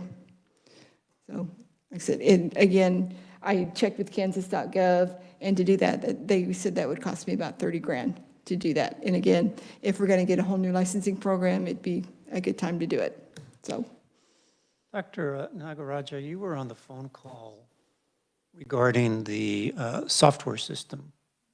Okay. So one of the, as Jan just pointed out, we've got a couple of issues. Probably the most important is the size of the staff of the board. We have Ms. Murray and we have the secretary treasurer. Ms. Murray is a full-time equivalent secretary treasurer. Are you 1/2, 1/4? She doesn't even count. So we have less than 2. And what that means is that a lot of things fall on the executive officer. The problem with our current system, there's 2 problems. Number one, the amount of renewals that come in, and then the budget.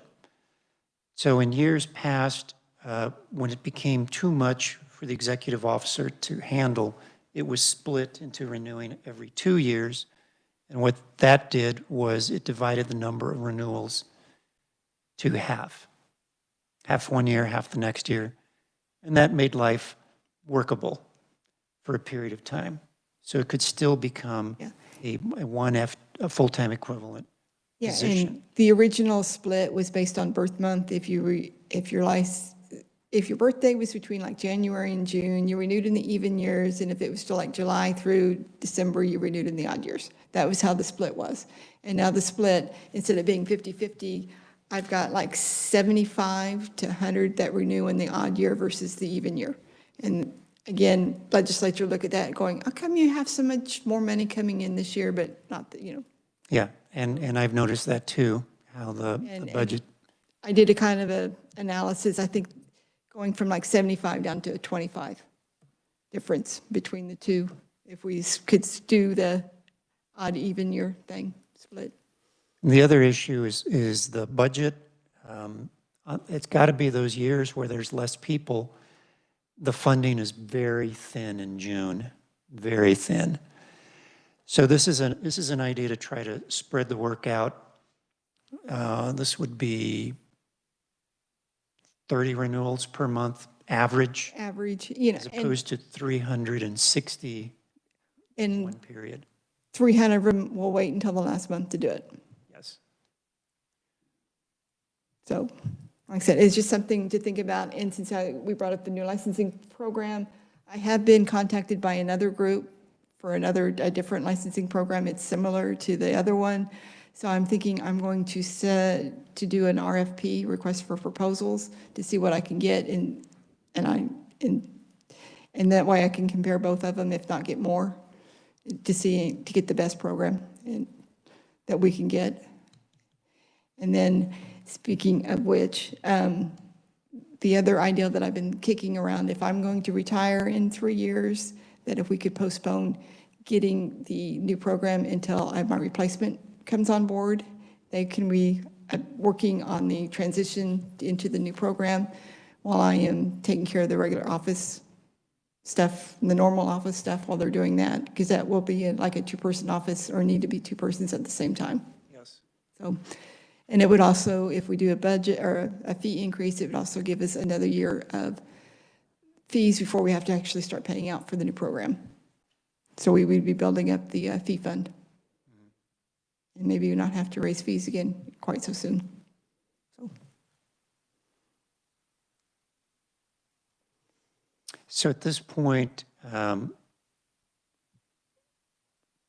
would be best would be to go ahead and approve this idea, and then to, when there's an opportunity to change the law, is that what you're, is that what we're looking That's- at? Yeah. Okay.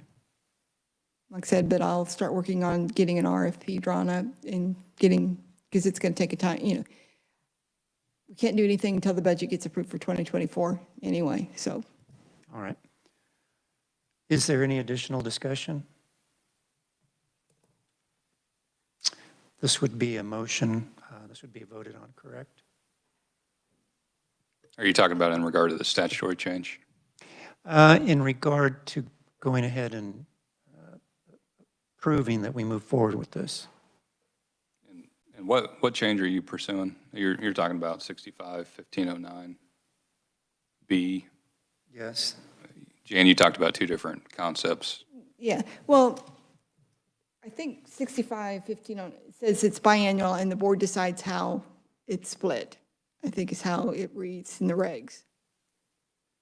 And then the regs just say every 2 years, because once we got the split in, it got more complicated for me, especially when the new ones went to renew, as whether or not their birthday when it fell, as to if they renewed for 1 year or two. And so then we kind of just eliminated that everybody renews for 2 years, period, regardless of when their birthday was. Yeah, I thought I understood you're what I would- suggesting that the license would expire at a different time than Right, May 31. yeah, on their birth month, which that one is in statute. It's currently statute says May 31st. Okay. I mean, is that your suggestion, or is it that it would be by license number? My suggestion would be that it would be by birth month. And then the board could then further define in the regs that the odd people renewing the odd years in the, So for example, my license number is odd, so I would renew in odd years Odd in years. the month of December because that's when my birthday is. correct. Okay. And so the only thing I'm trying to work through in my head is like scheduling CE to make sure it still falls within that. So like, I know for me, like fall and spring KOA, that works very well with the May. I'm just trying to figure out when we make that change, like how we're going to make that transition. So, yeah, that's the I other. might be overthinking it. No, and that's the other issue, is how do we do the transition from May 31st to December 31st? And how we do the transition, and how do we do the CE? And I talked to nursing. Nursing has been doing this forever, you know, doing the monthly renewals. And they said that their CE follows, your calendar year would be January 1 through December 31st. If somebody's birthday's in May, it would be June 1st through May 31st. I would have 12 different CE years or periods per year. So that's the other thing to think of, because I did ask nursing that, and they're like, oh, we just do it based on their birth month, and so they have 12 different CE versus one. So that's the other thing to think about too. So, you know, and whether or not we need to make a decision today is just something for you to think about as to, you know, logistics of how it would work. So, and how we would do the transition, because there would be, you know, if you just renewed May 31st of 2023, and then we decide to do this the next year, then do you renew again, or do you wait, you know, do we shorten it or lengthen it or whatever? So, yeah, there's a lot of logistics to just doing it, not just changing the statute, but to actually thinking through it, and so. Yeah, well, I think the way it was handled, if I'm reading the statute right, is there was a proration, you know, if and when the renewal date changed, there was a proration of any period that may not have been the full 2 years. Is that right? Yeah, something like that, yeah. So you'd probably be doing something similar, and it'd be a logistical Yeah. nightmare for you, maybe. Like I said, any person can do it.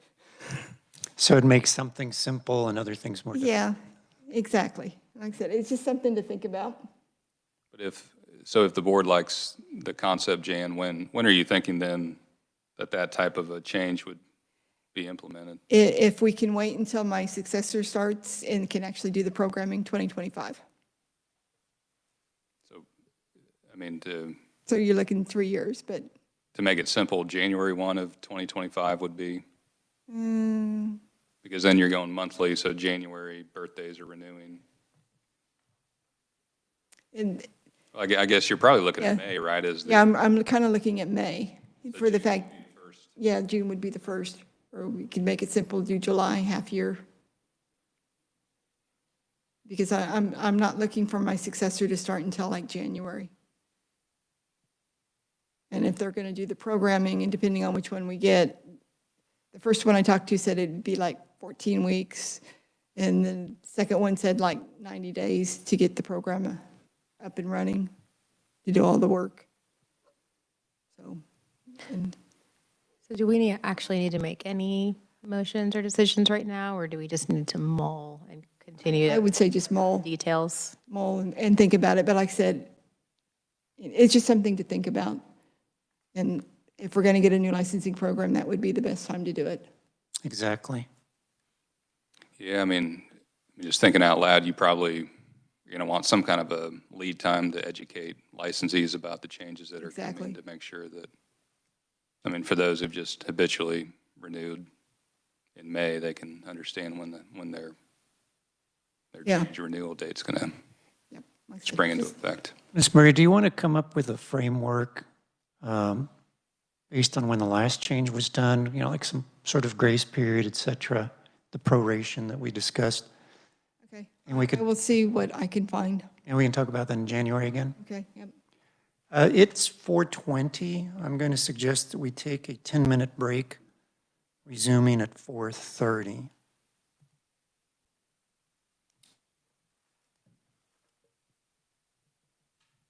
All right, thank you. Let's take a break.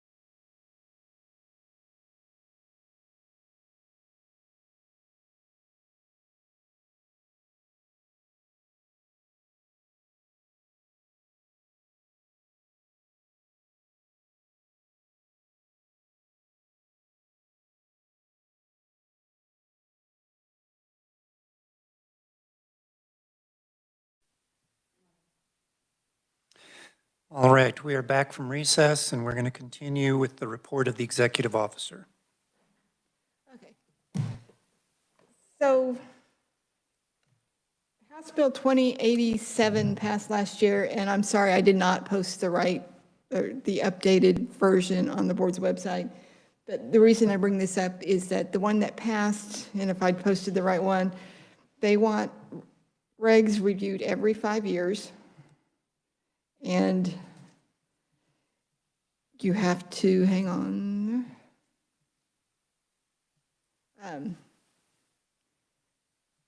Review it every 5 years, and then we have to go through and have a statement for each rule and reg as to whether such rule and regulation is necessary for the implementation and administration of state law or may be revoked. This is done every 5 years, and ours, we begin in 2025. So I kind of threw this out there so you would know if we're going to be going through regs, this may be something else that we need to be looking at as well. So 2025 comes like July 1st of 2025, and we have to do this, we'll already have it done. So. Do we have to complete it in 2025? Mm-hmm. Okay. Just to remind the board members, actually. On or before July 15th of 2025. And they don't have any forms or anything out there, so I don't quite know how the format's going to be, but it was just something for us to be thinking about, especially since we're going through the regs now. All right. Was it 2017 that Dr. Hansen began a review of the regulations, or 2018? I do not remember. All right, so we began this process a few years ago. And after Dr. Hansen rotated off, I wanted it to be sort of a priority. And we all met in January, spent the whole day in Topeka, and we went through all the regulations. The majority of the work was done. There were a few regulations that we wanted to revisit. We are going to revisit too. My suggestion is to sort of do this process where the ones that we are revisiting, we just look at one or two because it's bite-sized, it's very easy. And so when 2025 rolls around, you've done the majority of your work. So that would be my suggestion. I was hoping I'd get out of it too. Okay. So that, like I said, that was just, I put that out there, and I will post the correct bill, the updated one that lists everybody. And it could have been worse. It could have started in July 15th, 2023. So you lucked out there. So then the next thing I have on the agenda is updating the reg for 65-4-3 is the fees. I just wanted to make sure that what I proposed out there looks good before I submit that, because that's the one that we increase fees to from $450 to $550 biannually. And also out there is the economic impact statement that I also have to include when I go to update the reg. And so, and Tim was nice enough to update it for me this morning, so it's posted out there too. So if everything looks good, I'm going to go ahead and submit that next week and start the ball rolling to get that done. I think it's got to go through the Department of Admin, Secretary of State, and then it's got to have a hearing with the, it's a process. In the hearing, are they going to request board members to speak? The last one that we did, and it sounds bad, you know, the 11 years I've been with the board, I've only been through one regulation update. And I was there, and then Randy Forbes was there, and he's the one that presented for the board. Okay. So, like I said, I've only done one, so I don't have a lot of experience in it. I think I was at that hearing, and if I remember right, Vicki Schmidt was chairing the joint committee and was pretty friendly. Yeah. But it may not be the same anymore. I don't remember who was there, honestly. Randy said, "Are you want me to do this?" Fine. So, and then after that hearing, then the board has a hearing also to adopt it, which I think you guys caught in, or Gerard, I think you caught in the tail end of that one. Yeah, I wasn't part of that. Yeah, I was thinking you were part of the one that voted on the reg update, but, okay. So then there's that one. And then I know we done talked about 65-5-6, which is the continuing education. COPE came out with new definitions for live and non-live, and so I didn't know if we wanted to maybe update that one to go along with the new COPE categories that they had.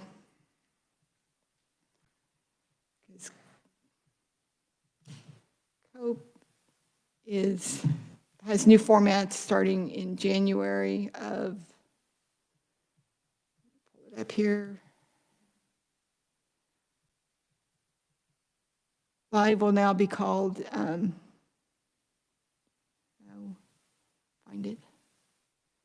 Synchronous is now live, and then interactive, or synchronous virtual, which would be the interactive live, online live. So I didn't know if we wanted to line up that reg to kind of mirror what the new COPE formats are. But again, something for you to think about, nothing to be done today, but just wanted you to be aware that that's starting in January.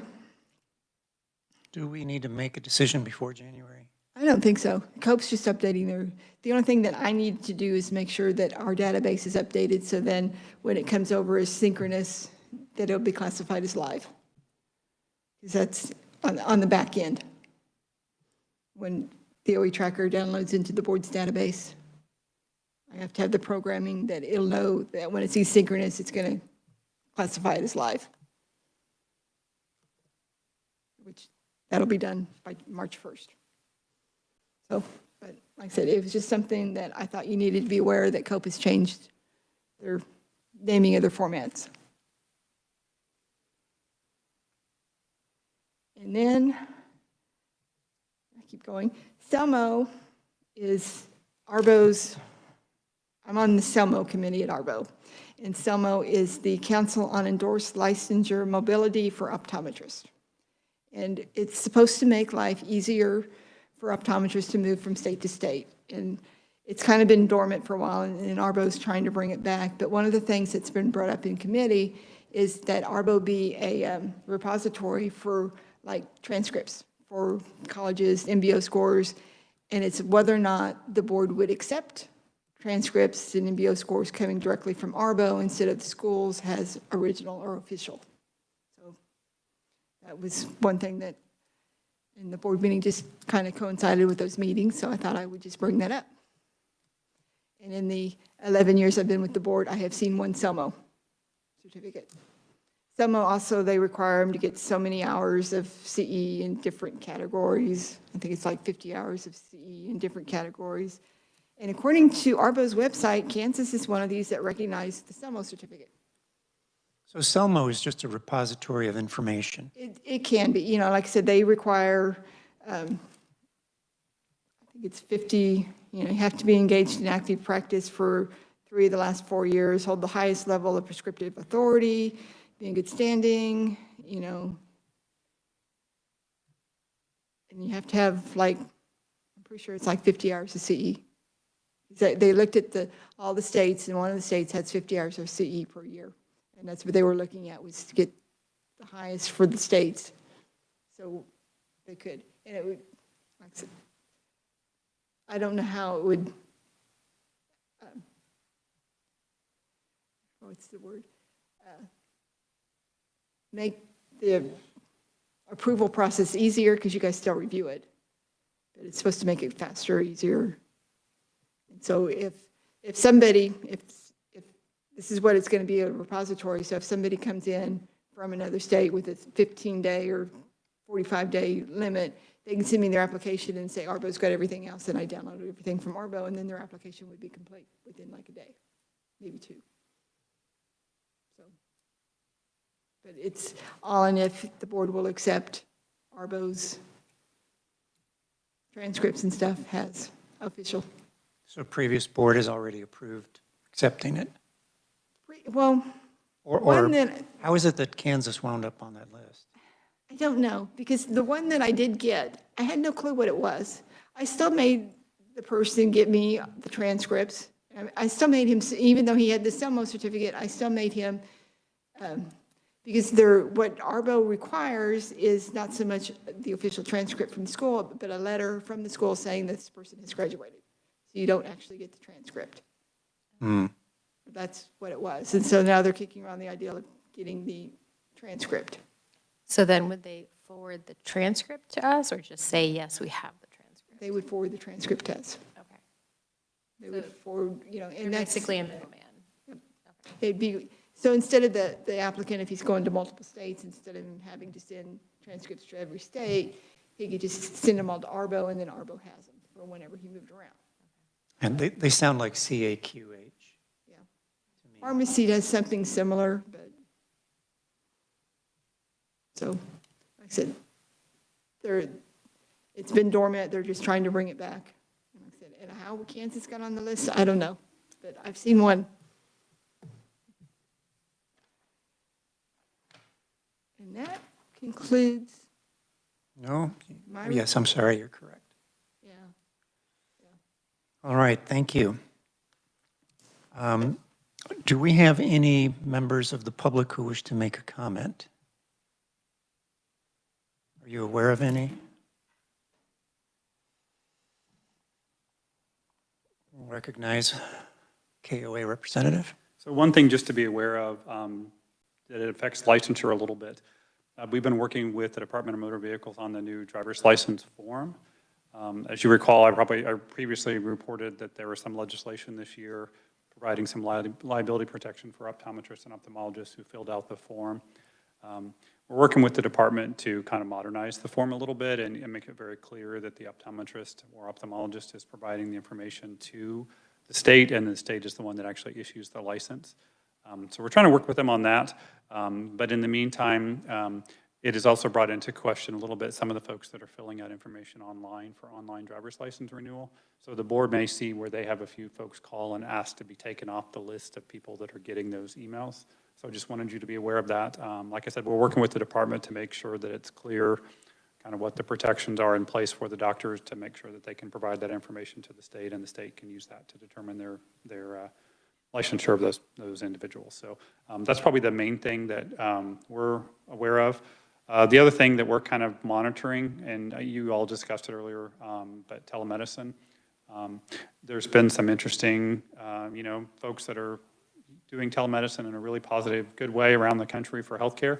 And then there's some that are maybe using telemedicine as a way to provide maybe less than stellar care. And we think that's, something that the board needs to make sure that as they're looking at guidance on that it's standard of care is important, and we want to make sure that's protected and the patients are protected. So that's kind of where we're at. I'm sure it'll be in front of the legislature again this year. We'll keep monitoring that, but those are kind of the main things that we're kind of keeping an eye on right now. Any questions for me? Anybody else? All right, no, thank you. Thank you. So piggybacking on that, you'll all have to help me on this one. I don't have good notes on this particular topic. Telemedicine.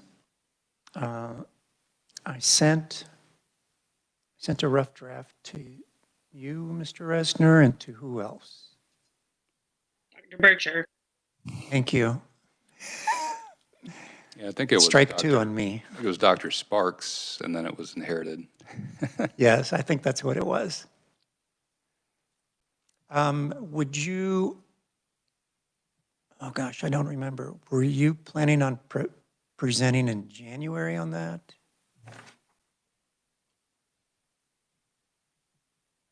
Dr. Bircher? I didn't realize I was presenting at all. I thought I was the second reader.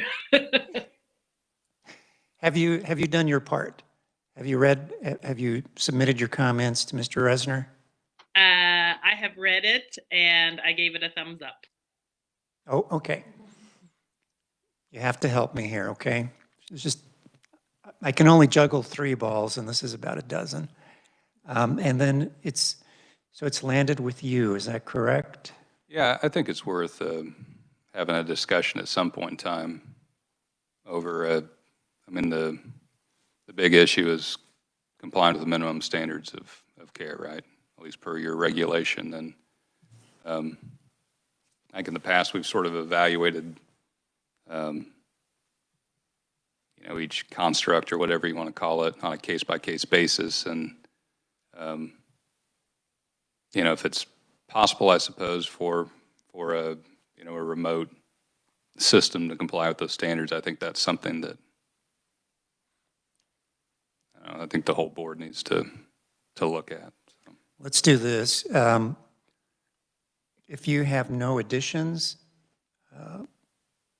or if you have additions, go ahead and send it to the rest of the board members, and let's put it on the agenda for January. Is this like a regulation addressing telemed? What is it exactly? No, Sorry. it's a policy. So we have statutes, we have rules and regs, then we have policies. So just like the idea that we spoke of earlier regarding institutional knowledge with former board members, that's going to be a policy as well. So let's do that in January. Any other comments from the public? Is anybody messaging you about comments? Jan? I did have one comment coming from Dr. Sparks, who's on the phone. She was just curious to make sure that the limit on trade names is it's one per location and not one per licensee, correct? Because Dr. Kessler's got like 4 locations with Kessler Eye Care, and Dr. Baldwin's got Eye Gallery. So.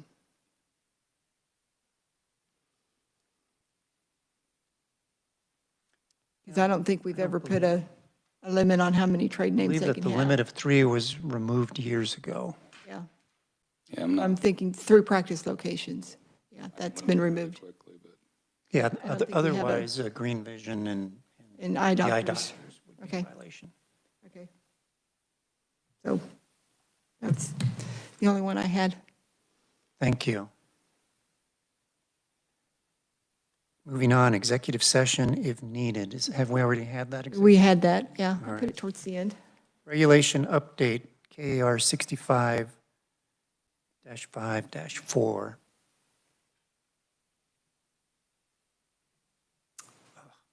Do you want me to share my screen with that one to pull it up for everybody? If you could, that would be wonderful. We can try.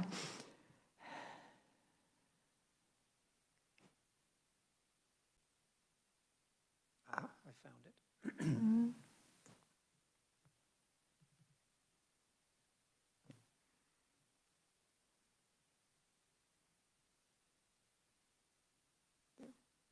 Okay.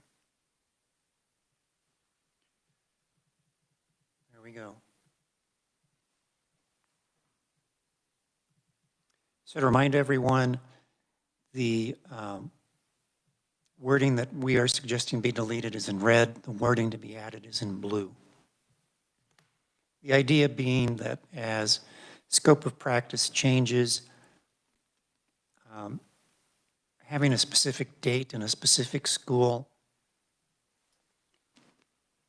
may be limiting, and we want it to be broader by stating that it would be programs accredited by ASCO.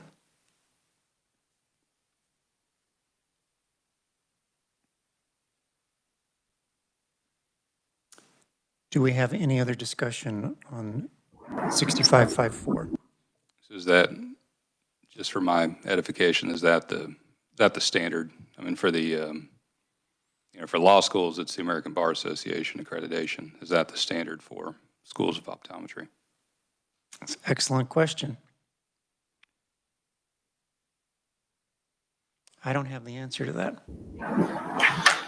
And do we know if it'll make anyone fall off of the list that was accredited that met the standards of the University of Missouri, but maybe not as accredited? Is that going to cause any issue? I don't believe so. This has Mhm. only come up once that I remember, 2015, and it was a reciprocity from a program that was overseas. Mm. Okay. Is there a comment from the public?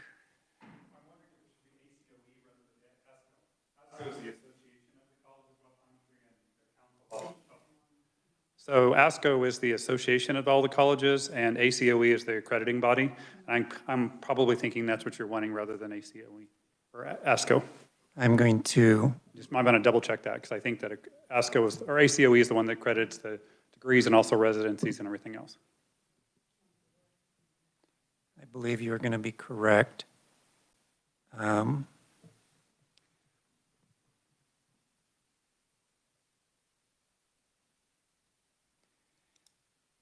I'll find Yeah, out. Accreditation Council on Optometric Education. Mhm.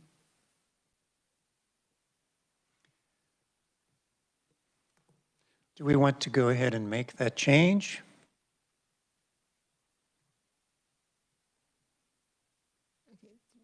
Association of, Could you repeat that, please? Dr. Durst? hang on. Accreditation Council on Optometric Education.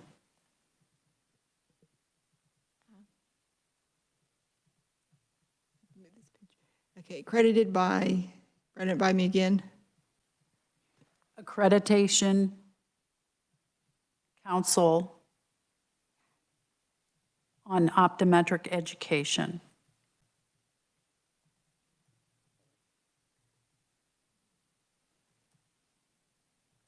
And it appears that it accredits programs in the United States and Canada. Accreditation Council of, Not of, optometric education. okay. And I'll worry about my spelling later. While you're on the website, does it include Puerto Rico? Yes, Puerto Rico is included in there. Good.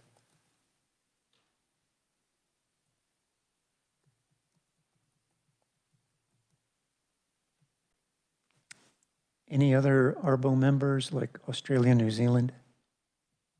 No, I'm not seeing anything besides the US and Canada. Okay. Let me look one more time. They've got a PDF here of all the schools.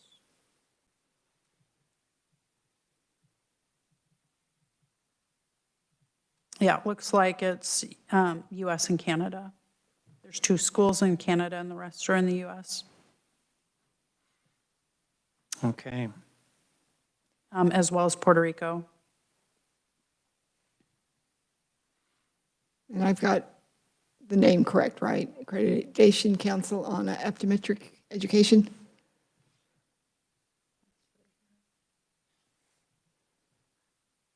Screen froze, sorry. Accreditation.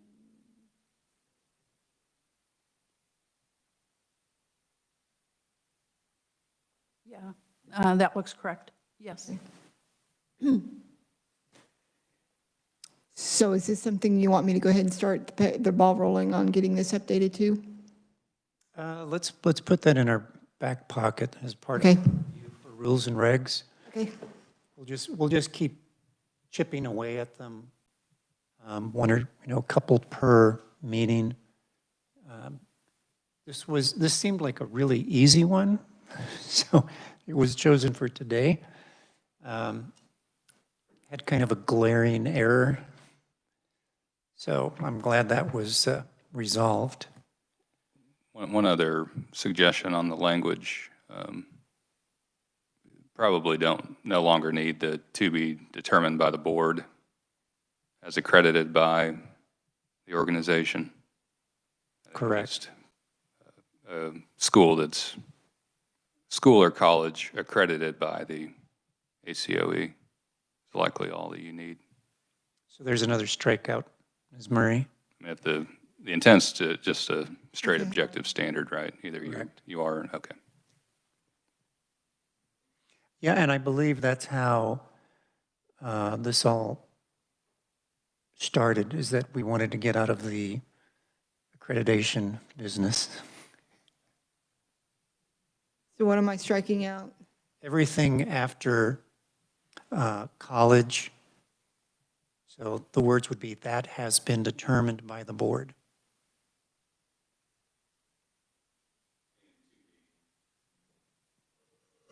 Oh, yeah, And correct. 2B, just shall be a school or college accredited by the ACOE.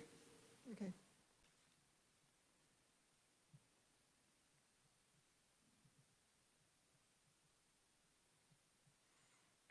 Any other discussion? Okay. Moving on, the other regulation to review was 6510-1, practice locations. That one had a lot of work.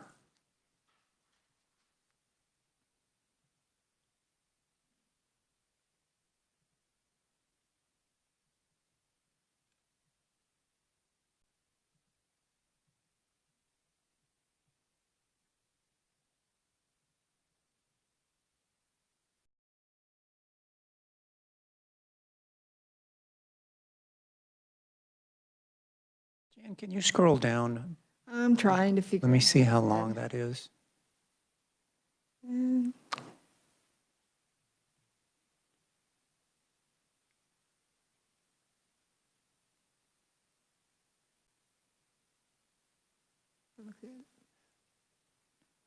I'm going to suggest that we table that to January.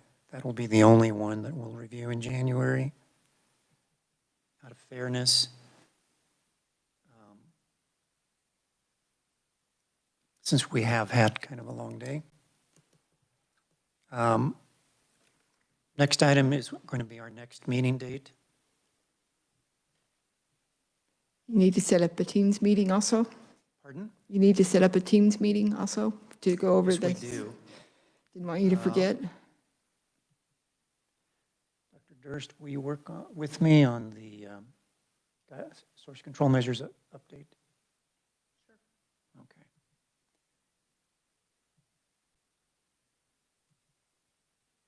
Today's the 26th.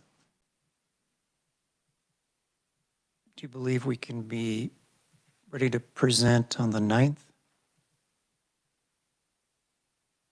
November 9th?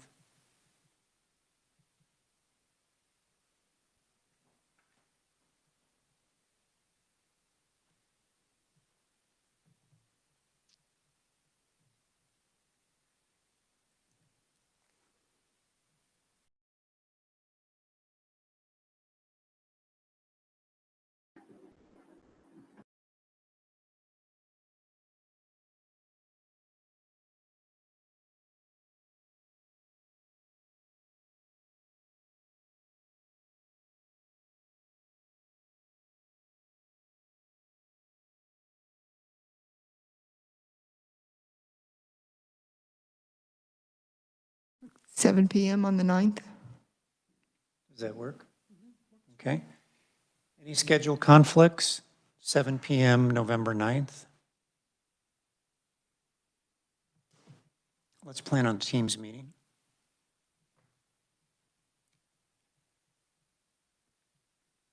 Next board meeting. When does the legislature come into session? Is it the 9th? 9th of January? Yep, January 9th, 2023. So to have the room availability the first week of January would be better.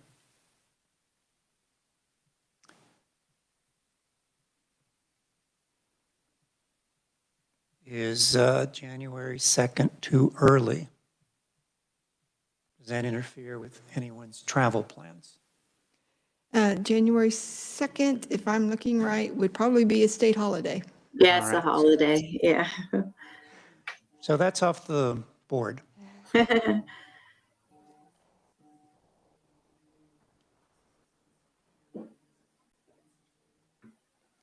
So we have windows on the 3rd and 4th. Or I can see about getting us a different place. There's a room over in Landon that we could probably use Really? that has video capability. If we couldn't get over here, I could check into that. Okay, so we can determine location later. Let's get a time and date. Do we want an afternoon meeting or a morning meeting?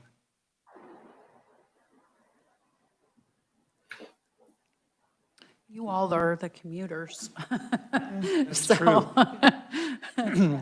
Afternoons work better for me because then I can pack everything up the day of instead of the day before. But Afternoon it is, 1 o'clock. How about the 4th, Wednesday? Does that sound good? That works for me. Excellent. Works for me. All right. Great. All right, if, so we have the next meeting. Are there set up any, April while we're here? pardon? Can we do April while we're here? Or is that too far out for you? No, we can do April. We're on a roll. That way I can post more than one. And we have July already set up, right? And we have July already set up, so we'd be good until October. Is there a week, is that when they're in the, before the turnaround?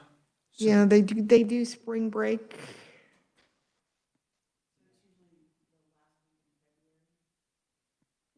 It's turnaround, but then they do spring break in April, like with the second one. Yeah, the second week of April. So so are we looking at like April 10th to the end of the month is what you're saying? Oh, wow. Much. No, we won't know for a while. Yeah, we won't know until the calendar comes out, but that's usually when they take a break. Yeah, that's it. Historically, that's when they're gone. But again, I could probably get another room across the street. Or Why don't we set up a tentative date? Afternoon is what people seem to like. How about Monday, the 17th, or April 17th? At 1?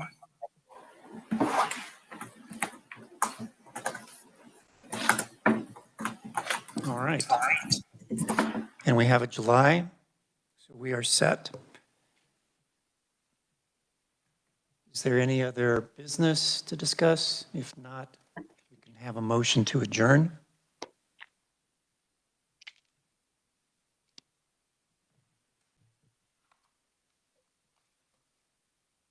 I'll make a motion to adjourn. Do we have I'll a second? second that motion. All in favor, say aye. Aye. Aye. Those say nay. Motion carries. Thank you all very much.